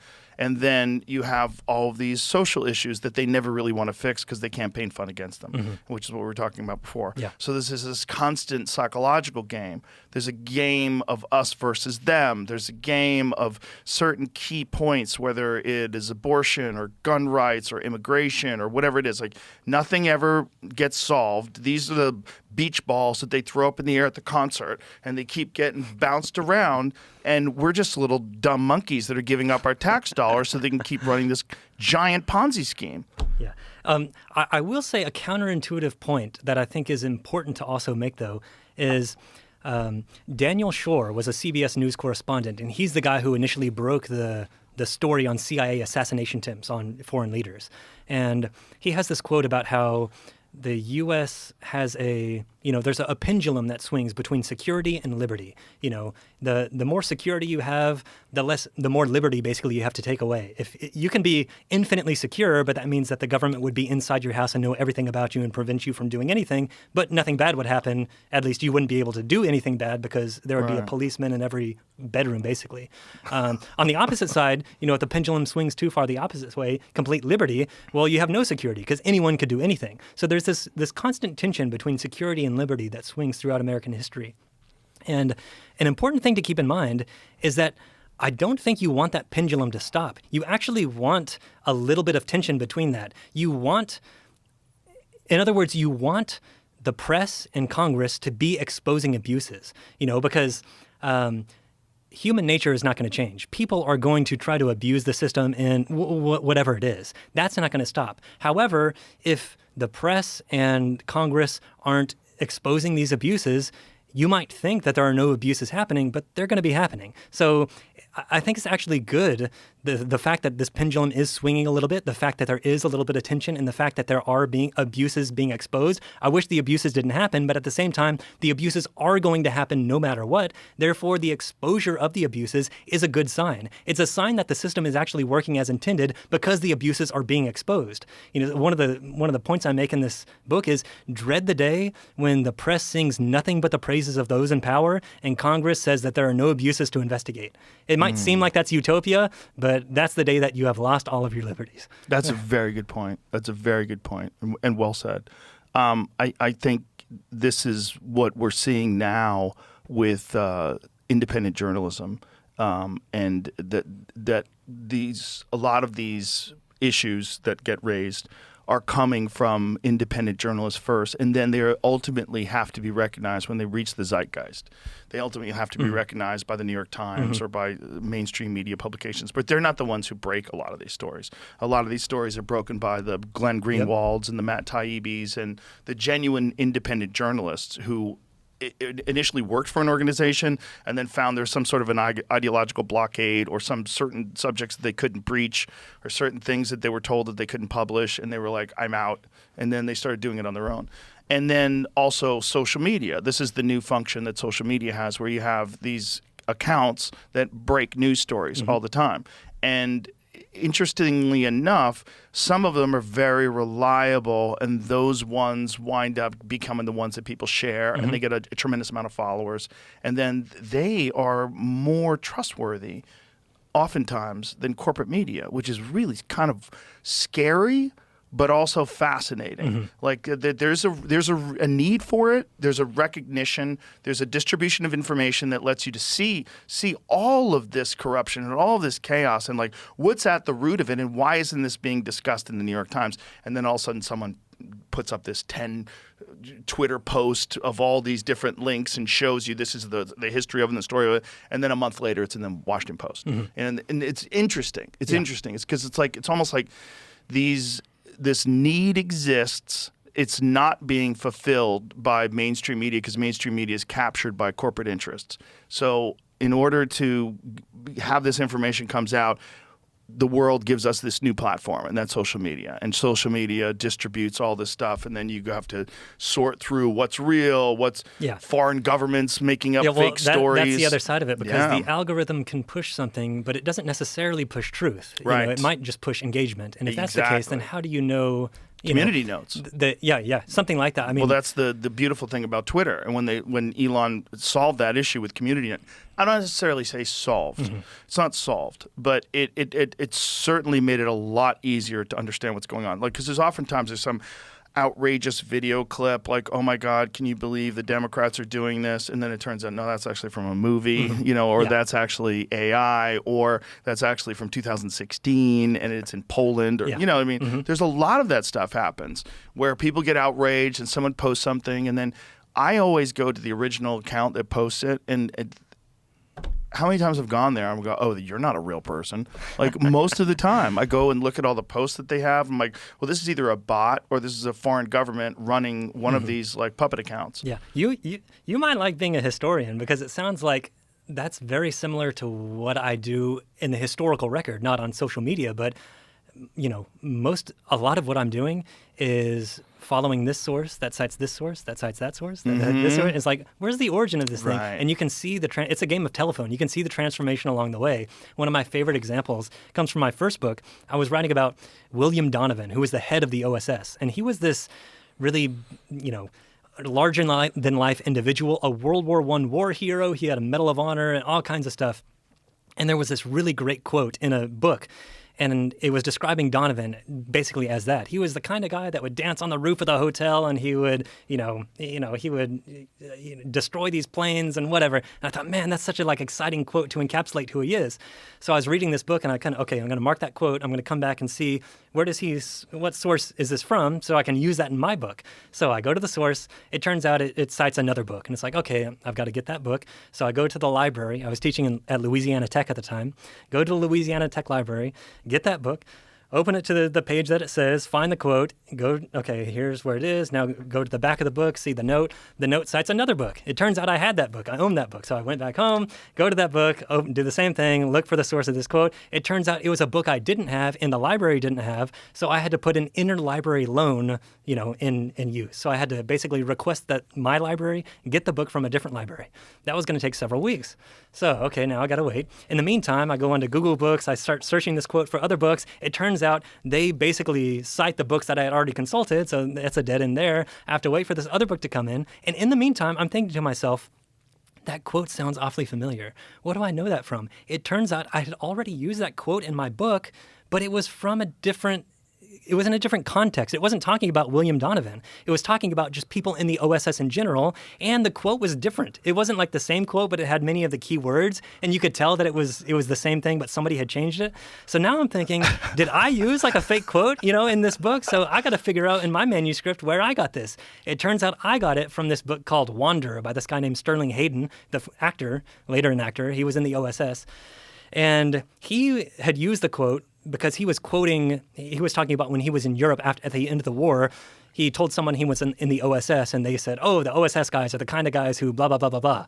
And I thought, okay, well, he's recalling this from memory, so this must be the origin of the quote. Then what are all these other books quoting? So finally, that interlibrary loan comes in, and I get it, and it basically says the quote, but it's a little bit different, and it's referring to Donovan again, and not just OSS guys in general, and it doesn't cite a source. So I thought, okay, what happened is the guy who wrote that book, he had read Sterling Hayden's book, he had taken the quote, and he liked it, but he wanted to apply it to Donovan, so he switched the subject and he changed the quote a little bit, and everyone after that, dozens of different books, have cited that as their original source, and it was about the wrong person and not even the right quote. Wow. So, and that's for one quote in my book. That's the amount of work you have to do. So well, kudos to you for doing that work, right? That's why people like you are so important, that you chased that whole story down to the end. If anyone is interested in that, though, in my book, I cite the original book, obviously, because that's what, but next to it, I said, also see Joseph Persico, blah, blah, blah, the original book. So that's the book that I originally found the quote in. So if they want to go down the rabbit hole, they can follow his book to that book, to that book, to that book. Wow.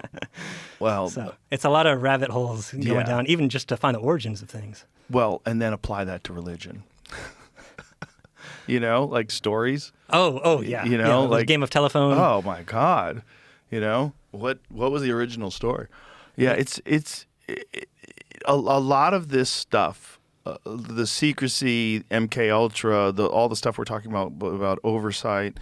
It all relays to the way the human mind works. Mm-hmm. Like that the human mind, in this instance, would take a quote and for its own convenience, apply it to a different person and change it a little bit. Yeah. Like it's like we're constantly dealing with all of these factors that are in motion with human intelligence, with ego, with reputation, embarrassment, the ambition, power, control. And one thing I especially noticed in doing this too is the ability for humans to rationalize anything, to agree with what they already think is true is almost limitless. Yes. I give an example in this book of a psychologist named Leon Festinger. He wrote this book called When Prophecy Fails. And it's a really fascinating story where he was looking in a newspaper and he saw an announcement for the end of the world. There was this cult called the Seekers Cult, and they had said basically on December 21st, 1953, I think it was, it's going to be the end of the world. There's going to be a massive flood. Join us, and so we can get whisked away on this spaceship before the end of the world happens. Festinger sees this, and he thinks this is a great psychological experiment because they are making a specific prediction. On this day, this is going to happen. What happens when it doesn't happen? So he decides to embed himself in this cult. Basically, they knew he was a psychologist, but they said, yeah, sure, come on by. So him and some of his researchers, they just sit with the cult on the day that the world is supposed to end because they want to know, how are they going to deal with the fact that the world doesn't actually end? So obviously, there wasn't even a light rain. There was like no flood. And so the world doesn't end. Some people actually do end up leaving the cult afterwards, but many people stay, especially the people who had sunk many costs into the cult. They had abandoned their families to join this. They had donated lots of money. They had quit their jobs basically to be in this cult because they thought the world was going to end. What do we need money for? And so those people stayed. And now Festinger coined the term cognitive dissonance. So the idea that you're holding two irreconcilable views in your mind at the same time. So one of their views is we predicted because we have received revelations from God, basically, that the world was going to end on this day. That's one position they're holding. The other position is the world didn't end on that day. So this is cognitive dissonance. How do we reconcile the fact that these two things contradict each other, but we have to believe both of them? So Festinger was interested in how they would do this. There were a couple rationalizations originally. One was, well, maybe God meant it in a figurative sense, not a literal sense. Maybe it was a figurative flood that was going to cleanse our minds of, something. Instead, not like a literal flood that was going to kill everyone. But then they said, no, we actually thought it was going to be a literal flood. So he's in the middle of their discussions when they're rationalizing this. And they eventually come upon the conclusion God was going to destroy the world. We were right to believe that he was going to do that. But because he saw how fervently we believed in him and how fervently we believed that the world was going to be destroyed, he decided to have mercy on us and didn't destroy the world. So the fact that we believed that the world was going to be destroyed is the reason why the world wasn't destroyed. So the evidence against them becomes evidence for them. We know we are right because the world wasn't destroyed because, that proves that God was taking mercy on us. Wow. So this is how they rationalize it. So this is, non-falsifiable, something that there's no way you could prove it wrong. This is an indication of a bad theory if it's non-falsifiable. It's like not tethered to reality. It's gold medal mental gymnastics. Exactly. If something's non-falsifiable, for the classic example for me of non-falsifiability is the concept of last Thursdayism. So it's the idea that God created the universe last Thursday. Now, how could I prove that wrong? I ask my students this, and many of them say, well, I remember like last Wednesday. I remember time before last Thursday. But of course you remember that, but God created you and your memories last Thursday. So of course you would think that there was time before last Thursday because God implanted those memories in you last Thursday. In other words, this is just a non-falsifiable belief. You can't prove it wrong, but that doesn't mean it's right. So the capacity for humans to rationalize things, if you start from a false premise, we can rationalize a world to make sure that we believe in that false premise. Yes. Well, we do that with everything. We do that with religion. We do that with ideologies. We do that with everything. And people typically associate rationalization with religion or this kind of cult behavior like this group I explained. But actually, I'm a historian of science, and it actually plays an important role in science itself, like the method of science, how science works. If you don't mind, if I can briefly describe the philosophy of Thomas Kuhn. He's this famous philosopher of science. He wrote the most influential book in the philosophy of science called The Structure of Scientific Revolutions, basically explaining how does science change or progress over time. His concept was that scientists operate within a paradigm, a worldview. So we believe in Newtonian, gravity, or we have the worldview of, the germ theory of disease, or whatever it is. So this is our paradigm, whatever group of scientists we are. Within that paradigm, we do normal science. He says puzzle solving. We do experiments to try to prove our paradigm right. So if my paradigm is, if I'm a follower of Ptolemy and I believe in the geocentric universe, I'm going to be observing the way that the planets and the stars are moving across the sky to try to prove Ptolemy right. I'm going to try to prove that his predictions actually come true. So this is just called puzzle solving. What scientists actually do, Thomas Kuhn says, many of them, they just puzzle solve. They just try to prove the paradigm right. In the process of doing that, they uncover occasionally an anomaly. An anomaly is something that seems to contradict the paradigm. Like, okay, Ptolemy makes this prediction about where the planet should be, but it turns out the planet's actually not there. It's a little bit off. That's an anomaly. And Kuhn says, what do scientists do with anomalies? Do they throw out their theory? No. He says they either ignore it or they find a way to rationalize it. Well, Ptolemy made that prediction, but it's close enough to where it's, his theory still works for most of the observations we're making. So scientists usually ignore or rationalize the anomaly. But over time, as they do more and more puzzle solving, normal science, more and more anomalies crop up to the point where we just can't ignore them anymore. There are just too many anomalies. At a certain point, we realize that our worldview, our paradigm, must be wrong. And Kuhn says this allows for a crisis within the scientific community. The group of scientists within this paradigm, they enter a crisis period, and it's during that crisis period when someone can put forward an alternative paradigm that accounts for all those anomalies, and then we accept that as our new paradigm. So it accounts for all the things that the previous paradigm could do, in addition to all the anomalies that the previous paradigm couldn't account for. Now we're in a new paradigm, and what do? We do puzzle solving. We try to prove our paradigm right, and in the process, we uncover anomalies, and we rationalize them away. But the reason I raise this point is because one of the integral parts to the progression of science, says Thomas Kuhn, is the fact that scientists are stubborn. The fact that, contrary to popular belief, we typically think of scientists as people who are really open to changing their minds. They're confronted by evidence, and so, okay, they're willing to accept this evidence. Thomas Kuhn says, if you actually look at the history of science closely, that does happen. But what also happens in a lot of instances is scientists are stubborn and they don't want to change their minds. They're stuck on their paradigm, and so they rationalize away the anomalies. So the same kind of rationalizing that you have within the seeker's cult about their belief system is very similar to the kind of rationalizing that scientists are doing when they refuse to throw out their paradigm because they've uncovered these anomalies, but surely there's a way we can make those anomalies fit with our paradigm instead, and they don't. So this isn't to say that scientists are members of a cult or anything like that. In fact, there are good reasons to maybe elevate the predictions of scientists over those of these cult members, because there are structures in place within the scientific community to prevent some of the more egregious biases that they have. However, really what I consider Kuhn as, it's a commentary on human psychology. Kuhn basically figured out cognitive dissonance before Leon Festinger, but Kuhn didn't have that terminology. Festinger is describing cognitive dissonance in these cult members. Kuhn is describing it in scientists. He just doesn't have that terminology, but that's just what it is. And Kuhn says that's why science progresses. It's necessary for those people to ignore that evidence because it enables them to keep uncovering more anomalies that eventually leads to the revolution. So it's an ironic thing that our ability to rationalize is what allows us to progress in the future. Wow. This is the perfect point to take a break because I have to take a leak. So this is awesome. We'll be right back. Okay. Sorry about that. But I'm glad we took a break right after that epic rant.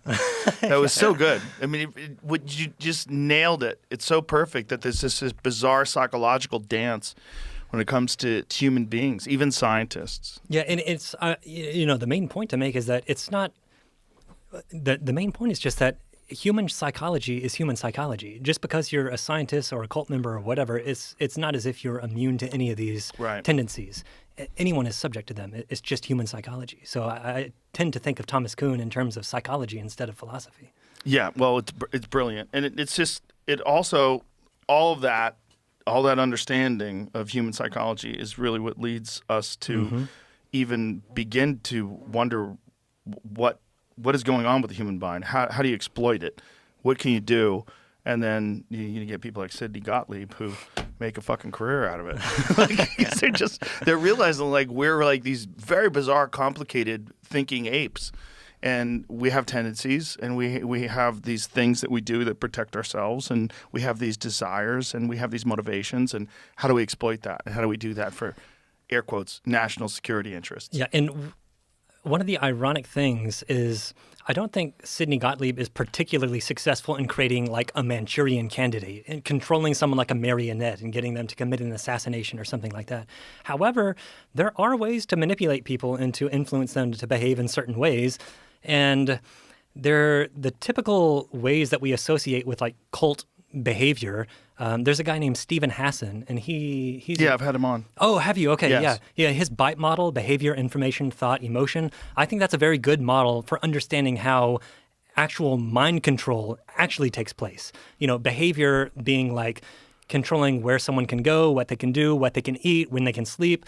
Information being restricting someone from accessing outside sources of information, but if they do, teaching them to distrust that information, even if they do access it. Well, he was actually in a cult. Oh, yeah. He was in the Moonies. Yeah. Thought control is like reinforcing previous patterns of thought, so saying mantras, reciting prayers, creating an us versus them mentality. Yeah. And then emotion control is like instilling in someone certain emotions to make them beholden to the cult or to whatever it is. Guilt, fear, shame, anger, loyalty, dependence, that kind of thing. And so a combination of these four factors is I think, the real mind control, how people actually manipulate people, how especially cults are able to manipulate their members to do all kinds of really insane things like cut off their genitals or commit murders or anything like that. I think it's much more influenced by those 4 factors than it is some kind of LSD, mind control, Sidney Gottlieb, MKUltra type thing. Are you aware of the cult that existed in Austin? There's a documentary called Holy Hell. I don't think so, no. When was that? Very, really interesting. I believe it took place here in the 90s. The cult, it's called the Bodhi Tree, I believe. Okay, no, I haven't heard of that. Originally, they started in West Hollywood, and this is a great story. It was a guy who was a gay porn star and a hypnotist. Who was also a yoga instructor. So he starts this cult. He would have liked this book, I bet. Yeah. I believe his name was Jaime Gomez, and he changed his name a couple of times. One of them was Michelle, and I think the other one was Andreas. Okay. And so when the Cult Awareness Network started looking into cults right after Waco. And Jolly West started that, right? The Cult Awareness Network. Yes. So this guy leaves West Hollywood and moves to Austin and has his followers build him a theater that he can dance for them in front of them. That was the point, so that he can show off? Yes, it's a beautiful theater. I almost bought it. Oh, really? Yeah, the original Comedy Mothership was going to be at this cult. Is it downtown? Or? No, it's West Austin. It's on Bee Caves Road. Okay, yeah. And it's still there. It's a beautiful theater. And the reason why I was going to buy it was for sale, first of all. It was a beautiful theater, and we wanted a place to put a comedy club.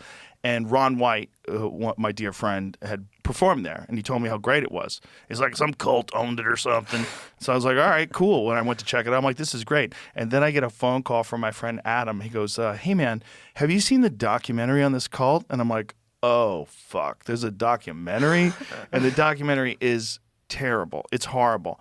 However, there's one fascinating aspect of it. Okay, so this guy, he had sex with all these people. He made them pay money so that he could have sex with them. Like, they would do therapy, and he was having sex with all these guys, and they were straight, and it was like they felt terrible about it. And after it was over, like, the one guy had sent a mass email like, hey, this guy's been hypnotizing me and fucking me for the past 10 years. And everybody's like, I thought it was just me. And then the entire cult falls apart. Oh, man. But here's the point.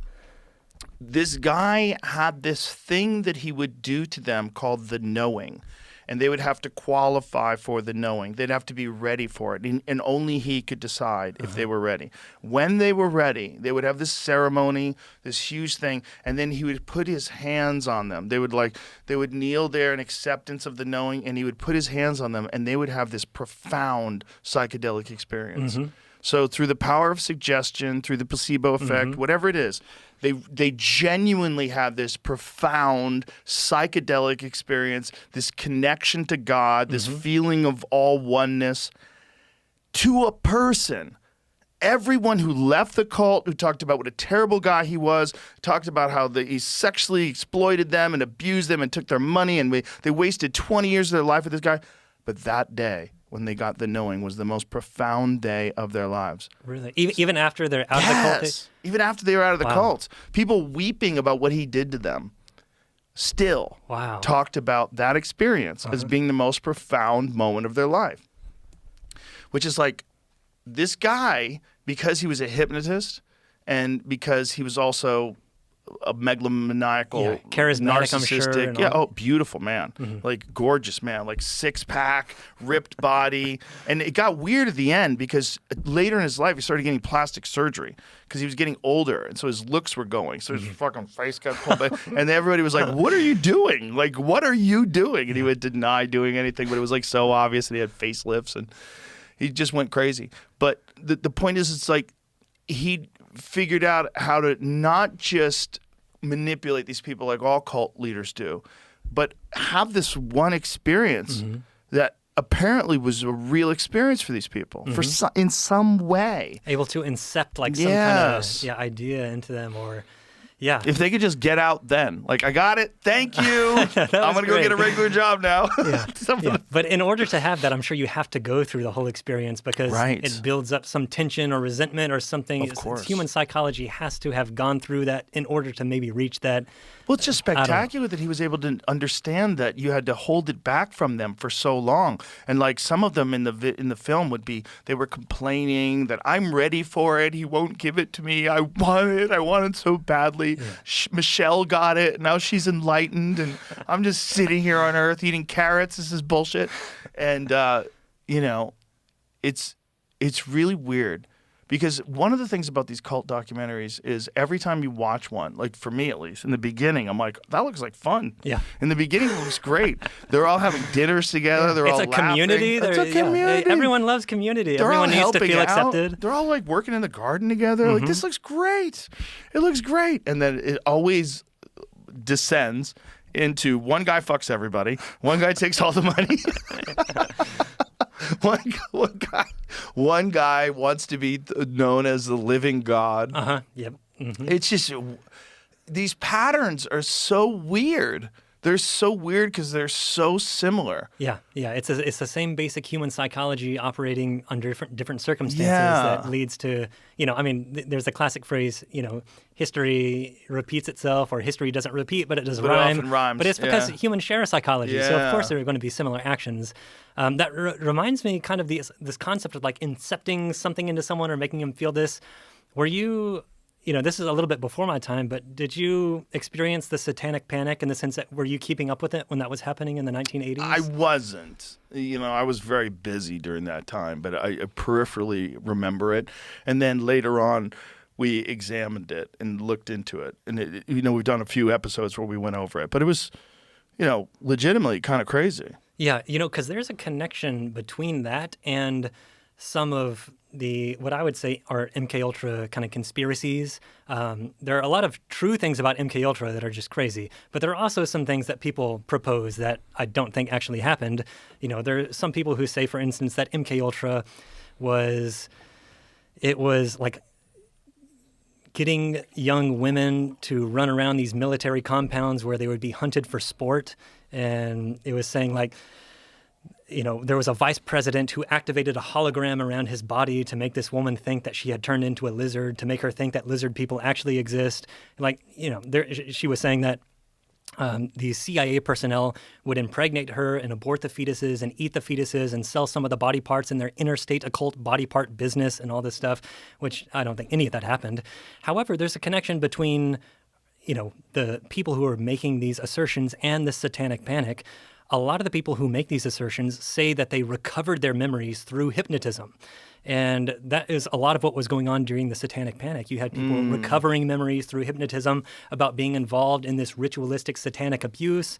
And in fact, there's a group called the International Society for the Study of Dissociation. And a lot of the members were kind of responsible for propagating many of these Satanic Panic conspiracy theories.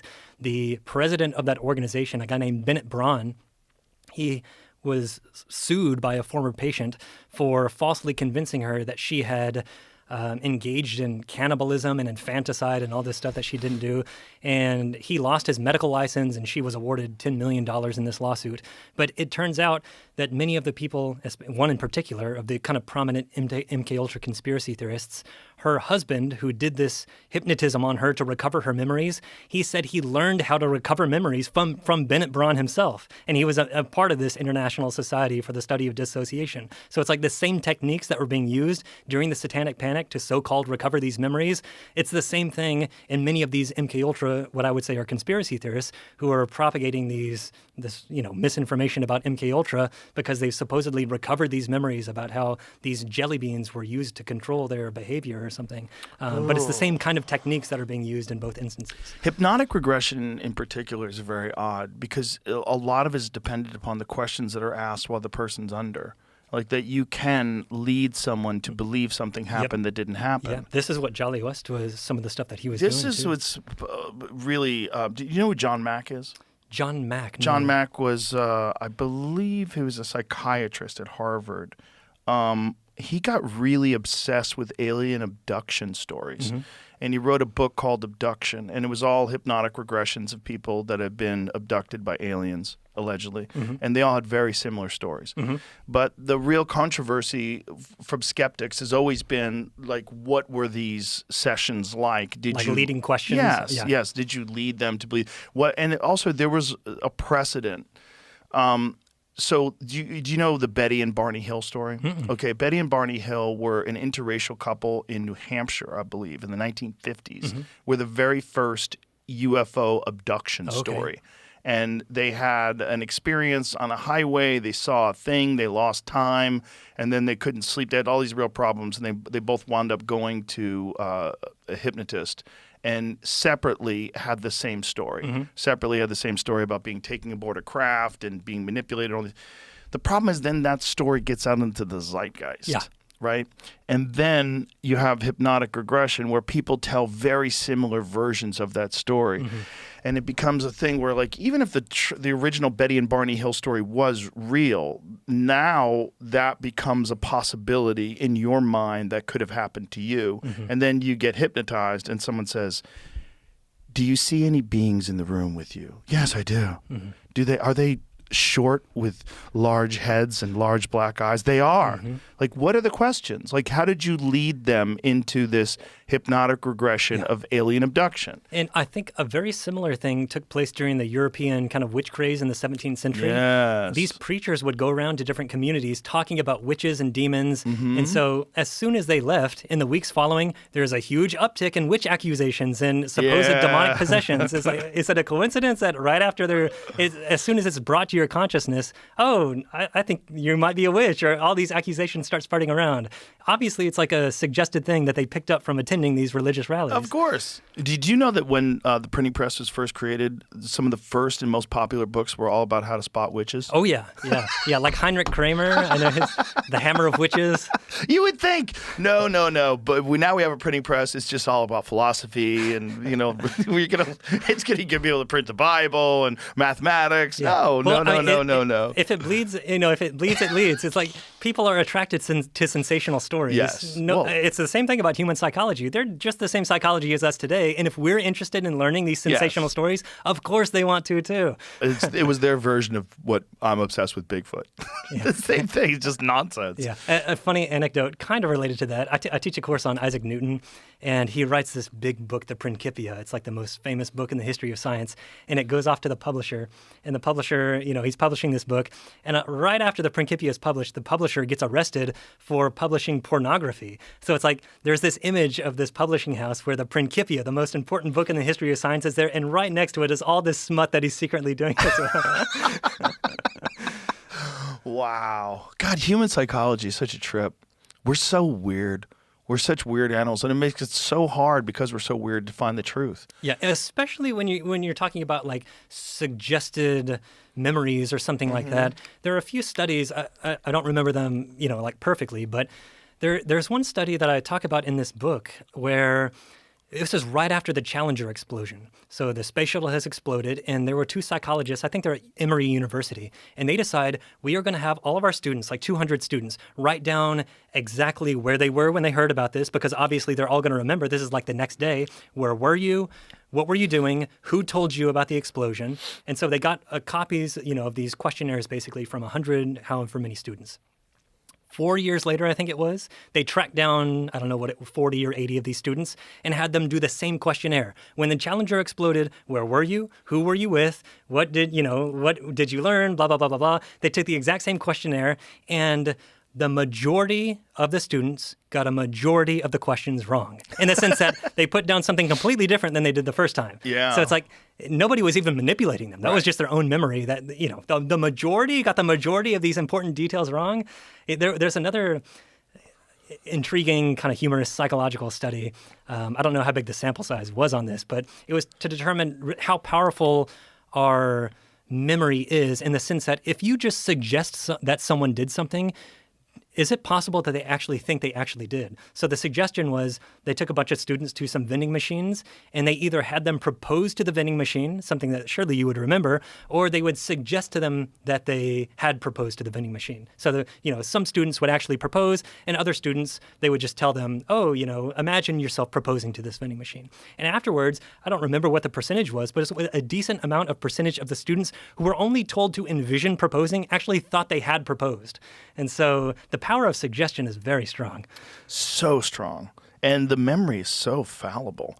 Like, I have a pretty good memory for like hard facts, like the information that I know is true. Mm-hmm. But my memory of my own life is basically like weird, blurry snapshots that I can recall. Mm-hmm. And oftentimes what I'm recalling is the memory of my recounting of my memory. Mm-hmm. It's not really my memory. Yeah. This is the story that you've told yourself. I watched an episode of News Radio the other day. There was a sitcom that I was on in the 1990s. I didn't remember it at all. I didn't remember the plot. I didn't remember the lines that I had. I didn't remember, if it was fake, if someone created it during AI, I would have no idea whether it was an AI version of News Radio or whether, unless it was an episode that I really remember, like, oh, that was a really funny one. I didn't remember this at all. Yeah. And it was me. I lived it. I was on TV, right? So it was like probably a big moment for me at the time. Gone. It doesn't exist. I feel like it's ironic. I'm a historian, but I feel like my memory is not that good either. I don't think anybody's is. No, it can't be. Well, there's certain people, like, that woman that was on Taxi, really pretty redhead lady, that sitcom Taxi from the 1970s. No. God, I forget her name is. Famous actress, Mary Lou Tenner. Mary Lou Tenner. Photographic memory. Henner. Mary Lou Henner. Yeah. Sorry, Mary Lou. I used to be in love with her when I was a kid. She has a photographic memory. Mm-hmm. Like, she can remember that it was a Tuesday in 1983, like this lady. It's an incredible memory. Highly superior autobiographical memory, a rare condition in which people can remember nearly every day of their lives with precise detail. I wonder if that would be good to have or bad to have. She seems very happy. Okay, because show a picture of her when she was young. She was so hot. I can imagine so having a negative experience or a bad memory and then dwelling on that and knowing every single detail of that and having to relive that like in photographic detail every time you think of it. I'm sure that couldn't be a pleasant experience, but... That one right above. Go to the one right above there. Right there. No, right there. Bam. That was her. Woo! Smoke show. That was your younger crush? Oh, my goodness. Yeah, she was so pretty. And also photographic memory, so you can't lie to her. Like, what an amazing person. But that's got to be I would imagine it's not I would take that over not taking that. Like, if someone gave me the option, would you rather have an absolute photographic memory or be like not really sure, like, I don't fucking know what happened, Yeah. I would take the photographic memory, I think. The burden, I think, would be worth it. I think I'd handle it. Even for me, for questions, like, if you ask me, how did you come to write this book? Like, you asked me, how did you become interested in this topic? When I was thinking about the answer to that question, I mean, what I said is factual in the sense that I was doing a dissertation on scientists in the intelligence community and this, but is that really like how I came to this topic? I might have read some other book that I read the name Sidney Gottlieb and that got me interested. And, even when I'm talking to you about my own autobiographical experience, to me, it's like, I mean, what I'm saying is true, but is it like literally true in the sense that I know with precision that how I came to this topic because I was doing my dissertation on this? It might have been, I kind of remember reading Tim Weiner's book, Legacy of Ashes, and it briefly mentioned Sidney Gottlieb in there. Maybe I read that and it like, oh, who's this guy? Right. So there's the classic joke about how there's a guy looking for his keys on the parking lot, and there's it's night, and there's a lamppost right above him, and a police officer walks by, and the police officer says, "Sir, what are you doing?" And he says, "Oh, I'm looking for my keys on the ground. They must be somewhere around here." And the officer says, "Oh, well, did you drop him right here?" And the guy says, "No, I dropped him in the bush over there, but this is where the light is, so this is where I'm looking."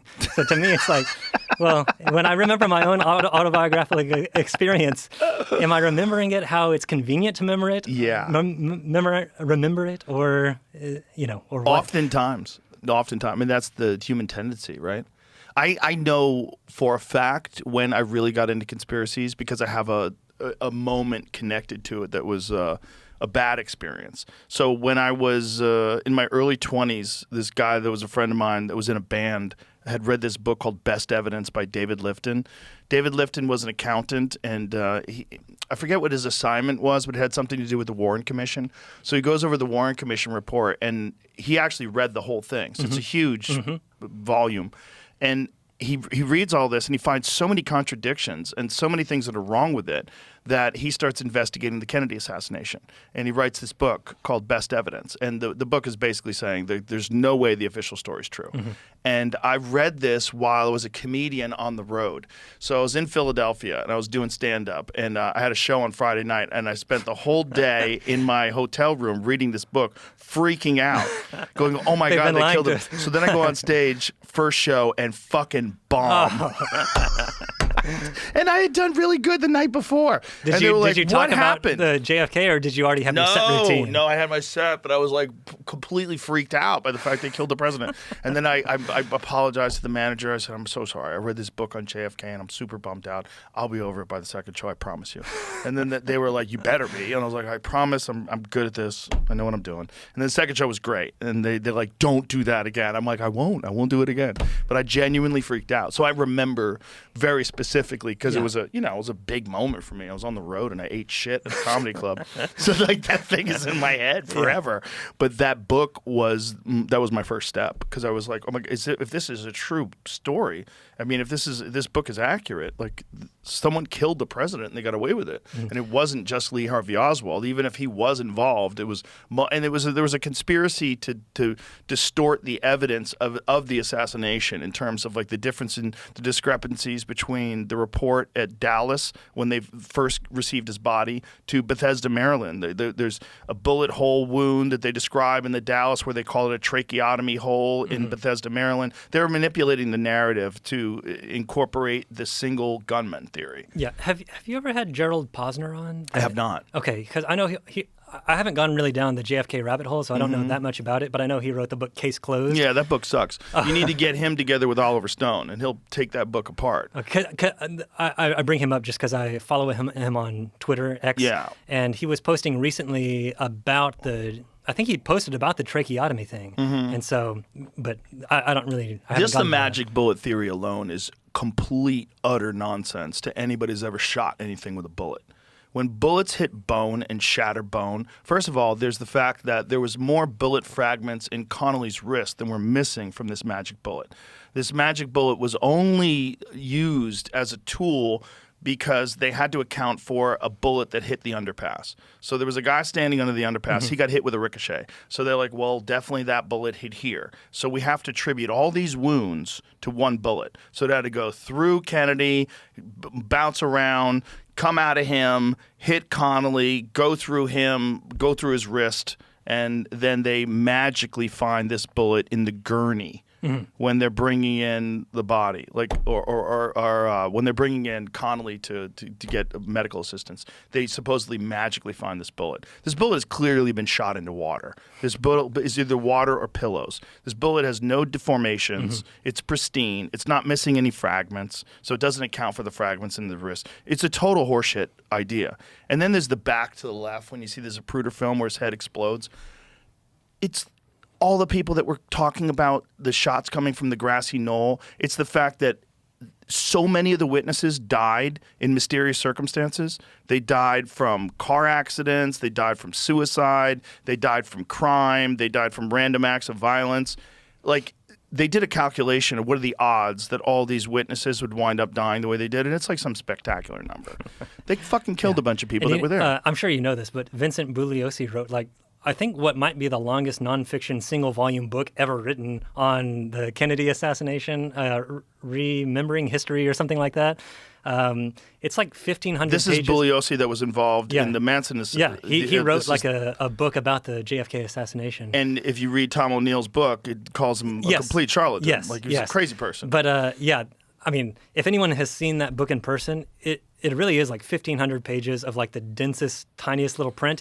And it was so long that it came with a CD of the notes that were like 1,000 additional pages. They couldn't fit in the volume. And it got like a physical CD you had to put in your computer to see the notes that he Oh had. my God. That's so crazy. But I think that could be like the longest single volume nonfiction book that I've ever seen. I would love to get Gerald Posner in a room with Oliver Stone because Oliver Stone, even at his advanced age, he's so smart and his recall is incredible for dates and times and people that were involved. I don't think Lee Harvey Oswald was innocent. I think Lee Harvey Oswald was definitely an intelligence agent. I think Lee Harvey Oswald, the fact that he lived in Russia, the fact that he came back to America, married a Russian woman, he seems to have like just very bizarre access to. I think he was an intelligence agent. I think he probably was involved in the whole thing.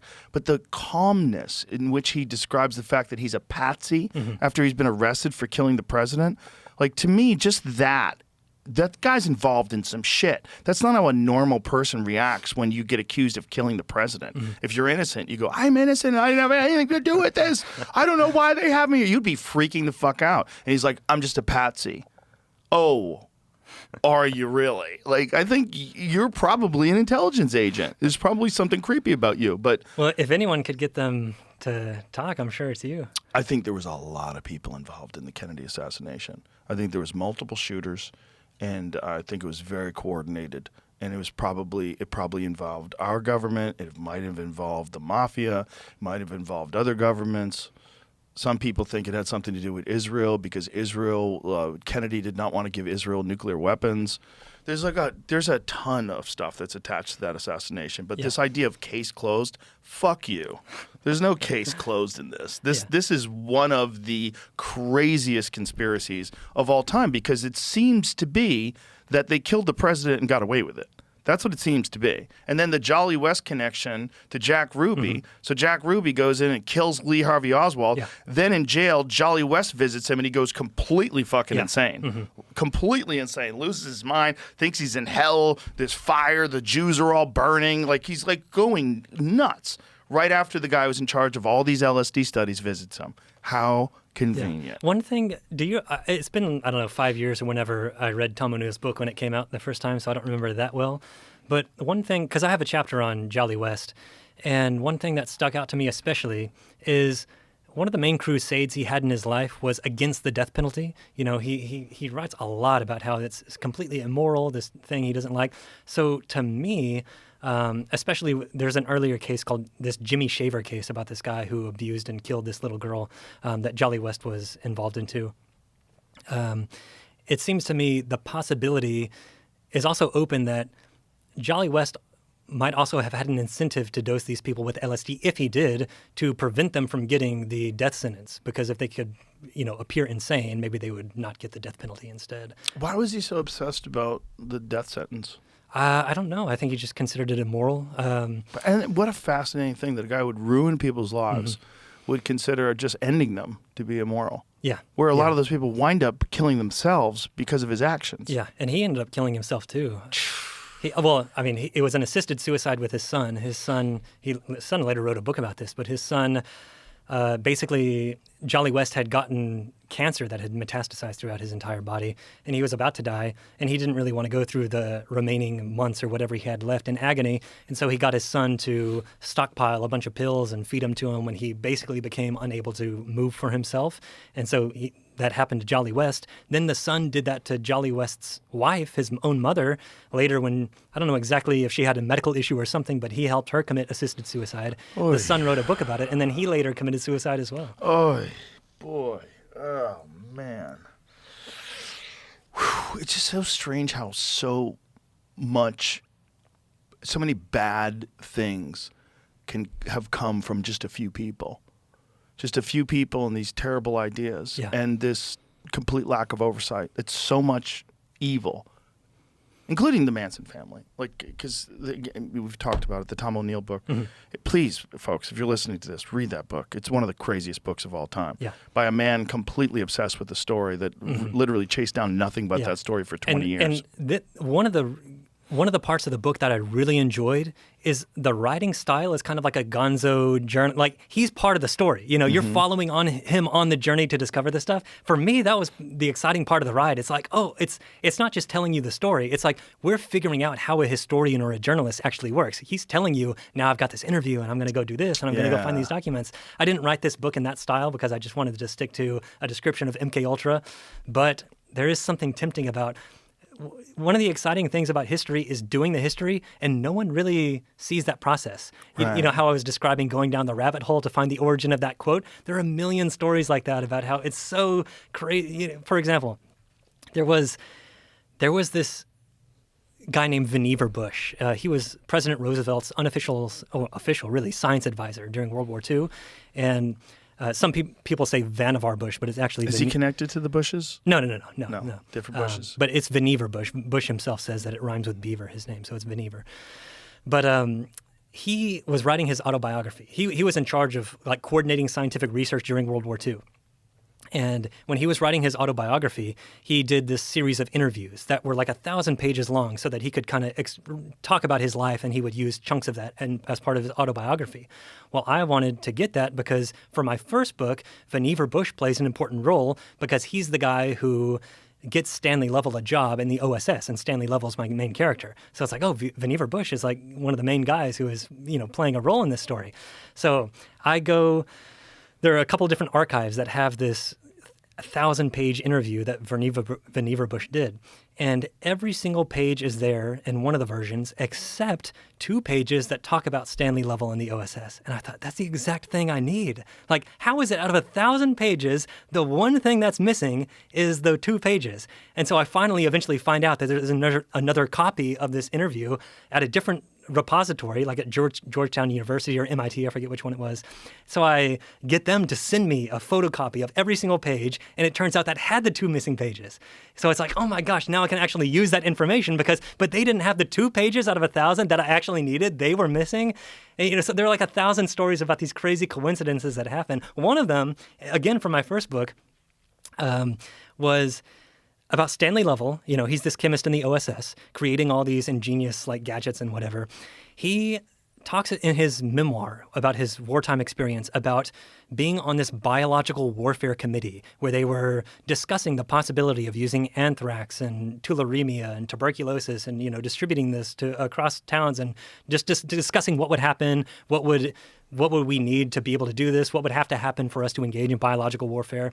But he talks about this in his memoir.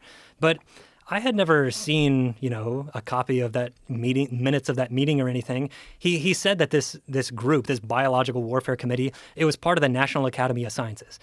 And I thought, okay, well, that's interesting, but, you know, I can't hardly put it in the book if I don't actually have the minutes of the meeting where they're talking about this, because Stanley Lovell was known to exaggerate, to say the least, some of the stuff that he was up to during the war.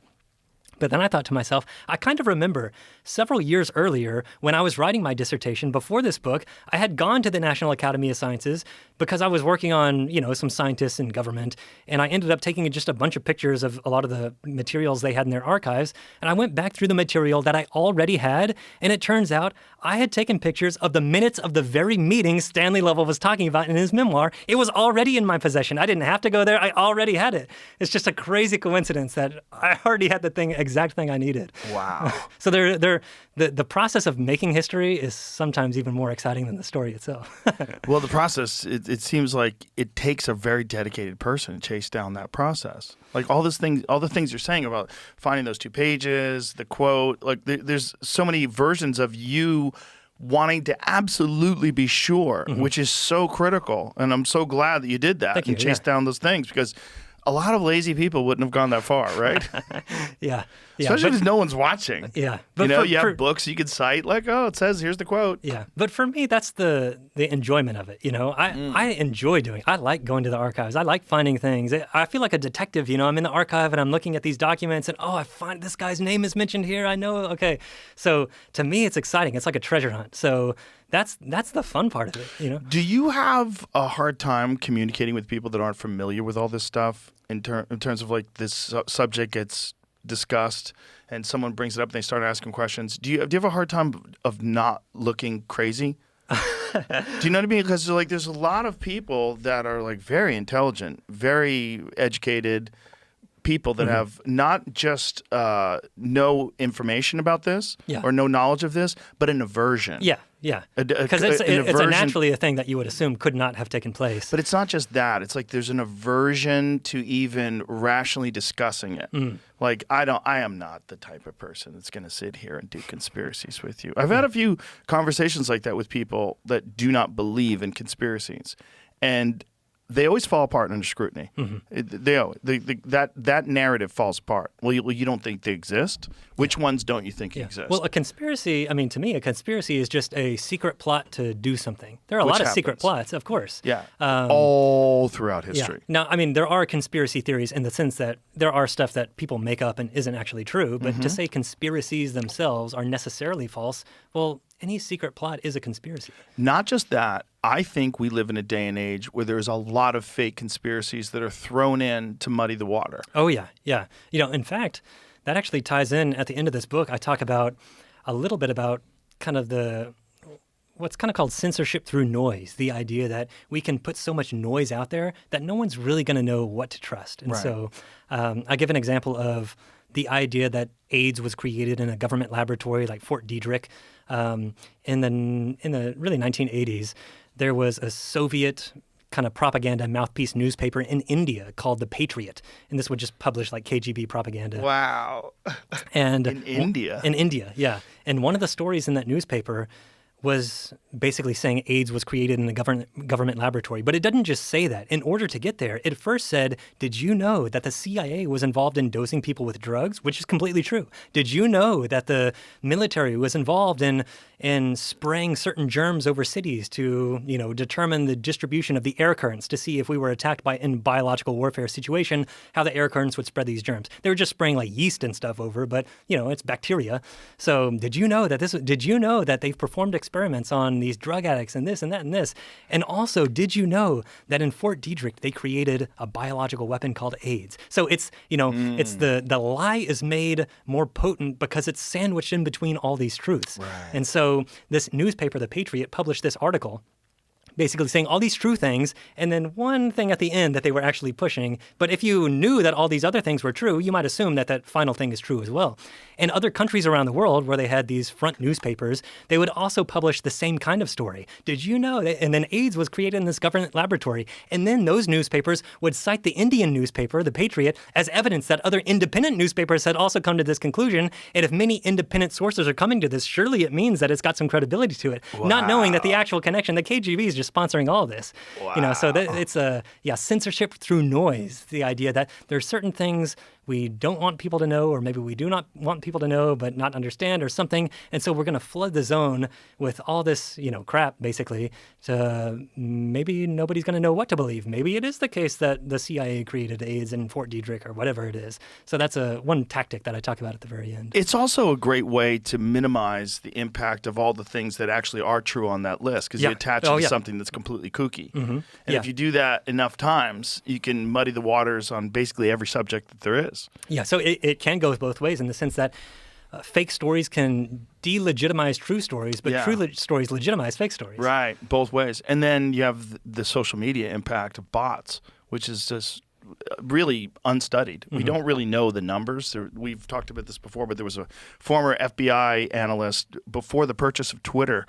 He was looking at it, and he thinks it's 80% bots. It's 80% of the discourse, 80% of the traffic is not human or people that are being paid to do it. It's like some government entity wanting to do this to sow confusion, or there's a lot of different factors. Yeah. There's us, there's them, there's everybody. There's NGOs, there's different PACs, and they all have, like, you can go online. There's companies that will fund a social campaign for you. Like, so imagine if you wanted to go online and attack people over a certain issue. Like, say if you're trying to get a bill passed and you want to attack people over a very certain issue, you can fund a campaign using bots to promote your position.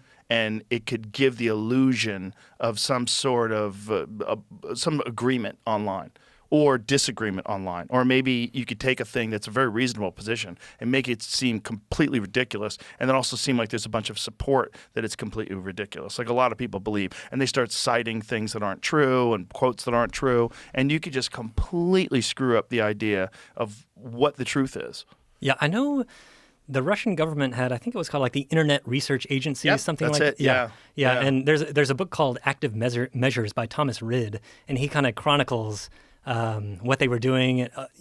Basically, young people would be hired to pose as whoever anyone wanted to be posed as. I guess the Russian government to spread certain amounts of disinformation to certain communities.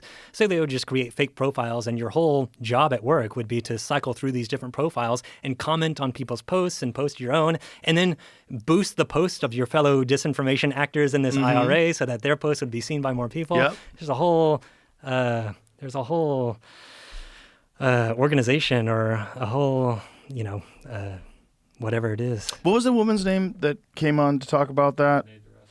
Renee DiResta. That's right.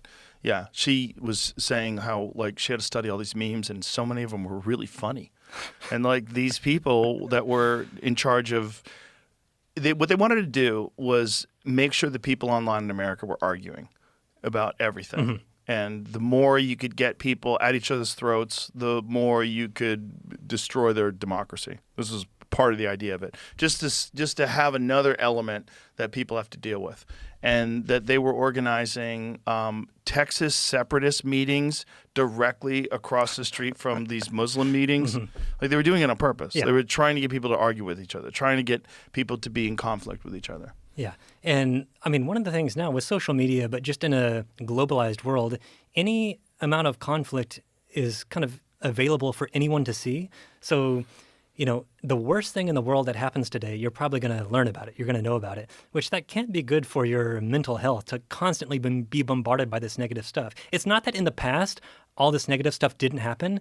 It's just that in the past, you were probably more focused on your community because it's not like you got constant access to what's going on in Myanmar at this second or whatever it is. Right. So the fact that you're constantly able to see the worst thing happening in the world, that cannot be good just for your mentality. It's definitely not good, but it's also a social experiment because we didn't know what would happen when you get all this bad news from all over the world. It's never happened before. So there's never been a device that you carry in your pocket that gives you the worst news of the day all day long. It's totally new. So anybody growing up today is bombarded, which is why it has to account for some of the anxiety that kids face today. Yeah. Because you see heightened levels of anxiety, heightened levels of fear about climate, or anything that they tell you that's a thing that you really need to freak out about. It's like you're being inundated, and you don't have a chance to just enjoy the moment that you're in. Because everything is like this total existential crisis that's going to destroy humanity. If you don't act now, oh God, there's a genocide going on. It's like no matter what it is, it's like you're being bombarded by everything. The economy is a crash. No kings. ICE is coming. Jesus. Do you have gun control? Do you have a lot of nostalgia for the pre-internet days? Because I don't remember it that well, but no. Nah, fuck those times. That was stupid. I think with the internet, with all its flaws, is way better. Yeah. It's way better. It's way better than the government being in control of the narrative. And now we know intelligence agencies absolutely in control of what's distributed in mainstream news. Like the idea that the mainstream news back then was independent and free and they were the press, like no, the government agencies and intelligence agencies have been involved in propaganda from the jump. And it's way better now. You have more access to information. It's way more complicated. It's way more complicated to live your life. It's way more psychologically complicated to be in the moment and to be present and to just enjoy your life. It's harder. It's much harder because you are constantly being informed, and there's the addiction aspect of it. The addiction to being informed, the addiction to seeing what people are saying and seeing what did this guy do? He stole all this money. Like we were in the green room last night. We were reading a story about this congressperson who stole money and how they did it, and then they bought a giant diamond ring. So they wear this giant 3-carat diamond ring on a $100,000 a year salary. Like, what are you doing, you fucking crazy person? But it's like that's what you're taking in all day, instead of your friends, instead of your life and just having an experience in your neighborhood. No, you're constantly looking at all the problems that are happening all over the world all the time. Yeah. And you don't get a break. But it's better than being ignorant. It's just like you have to find a way to weather whatever that psychological storm is and seek shelter. And don't always just stay out there in it and just get bombarded by psychological hail. That's kind of what it is. You got to have a strong roof and stay inside sometimes. Yeah. This is a weird transition, but you said psychological hail. It made me think of this project during World War II. The OSS did called the Bat Bomb. Are you familiar with No. that? It just made me think of these things kind of raining down. But I read about this in the Dirty Tricks department. But during World War II, there was this concept of how can we better target cities or buildings with our incendiary explosives. We can drop bombs, but I mean, those aren't targeted. They're just going to fall where they fall. And if the wind's going the wrong way, they're not even going to hit the target that we want them to. So this guy named Little Adams, he was working with the OSS. He had the idea. He had just gone to Carlsbad Caverns. What if we get bats and we attach napalm to them? And then we release these over Japanese cities. The bats are going to roost into the buildings in these cities, and then we can have the napalm time delayed so that it'll explode after a certain amount of time that we release them, and it'll set fires to all these buildings. So we have like targeted incendiaries instead of just random bombs falling. So it sounds like kind of a crazy idea, but he happened to be friends with Eleanor Roosevelt because he had flown planes before and he had given her a ride in his plane, and they kind of knew each other. So he sent this kind of report on the bat bomb to Eleanor Roosevelt. She gave it to her husband, President Roosevelt, who gave it to William Donovan, the head of the OSS. And with a note attached to the thing that he gave to Donovan, it said, this man is not a nut, take this seriously. So Donovan, of course, he gives this to the research and development branch, Stanley Lovell, that I write about in my first book. And it becomes this bat bomb project that now Lovell feels obligated to do because the president's saying we need to research this. So they end up going to Carlsbad Caverns and to some caverns here in Texas. And they scoop up a bunch of bats, and they do a few tests with them. They actually get a guy named Louis Pfizer who invented napalm to create tiny little incendiaries that you could strap to bats. This is a little bit of a digression, but Pfizer had been at Harvard. He was a chemist there. And when he was inventing napalm, it was like a jellied gasoline. He would do the tests on the soccer field at Harvard, just like in the middle of the campus. That's where napalm was invented, just like in the middle of Harvard's campus. These bombs would be exploding, and people would get mad at him. People would get mad, not because he was detonating these bombs, but because he was hogging the soccer fields, and the drill sergeant needed it for practice. And so there was like these disputes back and forth. Oh, my God. But so he was hired by the OSS to create these tiny little incendiaries to strap to these bats. So the OSS did a few experiments with this. Before the incendiaries were strapped, they put like fake incendiaries on them. The idea was to cool down these bats. We're going to fly them in a plane over the desert, like out in Utah or somewhere, and we're going to drop these bats and see if they actually kind of disperse. It turns out that they were using Mexican free-tailed bats, which I don't think actually hibernate, but they travel south for the winter. And so they cooled down these bats in this like artificial refrigerator, but apparently they had cooled them down too much. So when they dropped them from the plane, they just like fell straight down to the ground and never woke up. And so they just splattered across the desert. So that was one of the tests. Another of the tests, they wanted to do a live experiment where they had an actual bat and with an actual napalm bomb attached to it to see if it could like fly off or to see if it would actually like carry this weight. But they had it in like somewhat of a controlled environment. They cooled this bat down, put it in artificial hibernation, and then they were taking pictures of it, to see how everything operated. But then the bat started kind of waking up, and it flew off before they could grab it, and it actually flew into a control tower, and it burst into flame, and the whole thing caught on fire and burned down. So it turned out this thing actually worked, but again, it was never deployed against Japan. This is right at the end of World War II, and they're already the Manhattan Project was kind of successful at that point, so there was no need for the bat bomb. But if people are interested in that kind of story and how crazy that can get, that's in these books too. Do you know about the proposal for the gay bomb? That sounds familiar. About like releasing some kind of chemical that makes that distracts people. They'll be so infatuated with each other, these soldiers, that we can go. Yeah. Not just that, but then somehow or another it would demoralize them and make them easy to conquer. Huh. Interesting. Which didn't make any sense, Yeah. especially historically when you consider the Spartans. They were all gay. They were the craziest force ever. That's not going to stop people. Yeah. Well, that's actually one of the big inspirations for MKUltra, not the gay bomb, but the idea that we could use chemicals to defeat an enemy army. So Sidney Gottlieb, before he was really running MKUltra experiments, he had attended a few conferences where some people would talk. This guy named Luther Green, who was part of the army, and Luther Green was in charge of developing and experimenting with nerve agents, that could incapacitate. These are some of the most potent agents that have ever been created. A fraction of an ounce applied to your skin can be lethal. So he wanted to find a substance, Green did, that could mimic the effects of a nerve agent, like incapacitate someone without actually killing them. His idea was that if we could get this substance and we can drop it over enemy territory, it could incapacitate these soldiers just through chemical warfare, but we wouldn't actually have to kill them. They would be incapacitated for a certain amount of time, and then we could send the Marines in and they could gather up all these people, and we can conquer this territory, we can defeat this enemy army without actually having to kill anyone or for any of our people to be killed. So Stanley Lovell was really interested in this concept.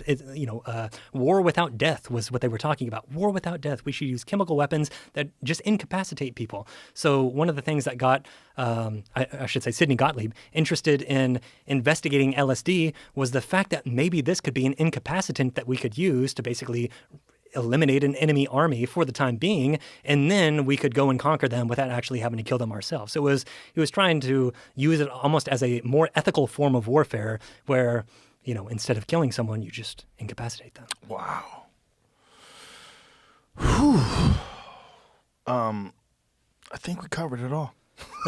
Listen, your book's amazing. I'm really excited that you put in the time to write it, and I can't wait to see what David Chase does with it. And when it happens, let's do this again. I'd love to. I feel like we could talk about this stuff for hours and hours and hours. There's a lot of stuff to go into too. Yeah, is there an audiobook of this? There is an audiobook. Yeah. So did you read it? I didn't read it. Damn no, it. No, they got a professional for that. Oh man, you would kill it. You have a great voice. Thank you. But, the nice thing is it's the same narrator who did both my first and second book, so there's some kind of continuity between that. So that's okay. nice. So you're happy with it? Yeah. Okay. It turned out he did a really great job. So and the other book is The Dirty Tricks Department. Stanley Lovell, the OSS, and the Masterminds of World War II Secret Warfare. I appreciate it. Thank you. It was Thank you. awesome. I really appreciate it. It was really fun. Bye, everybody.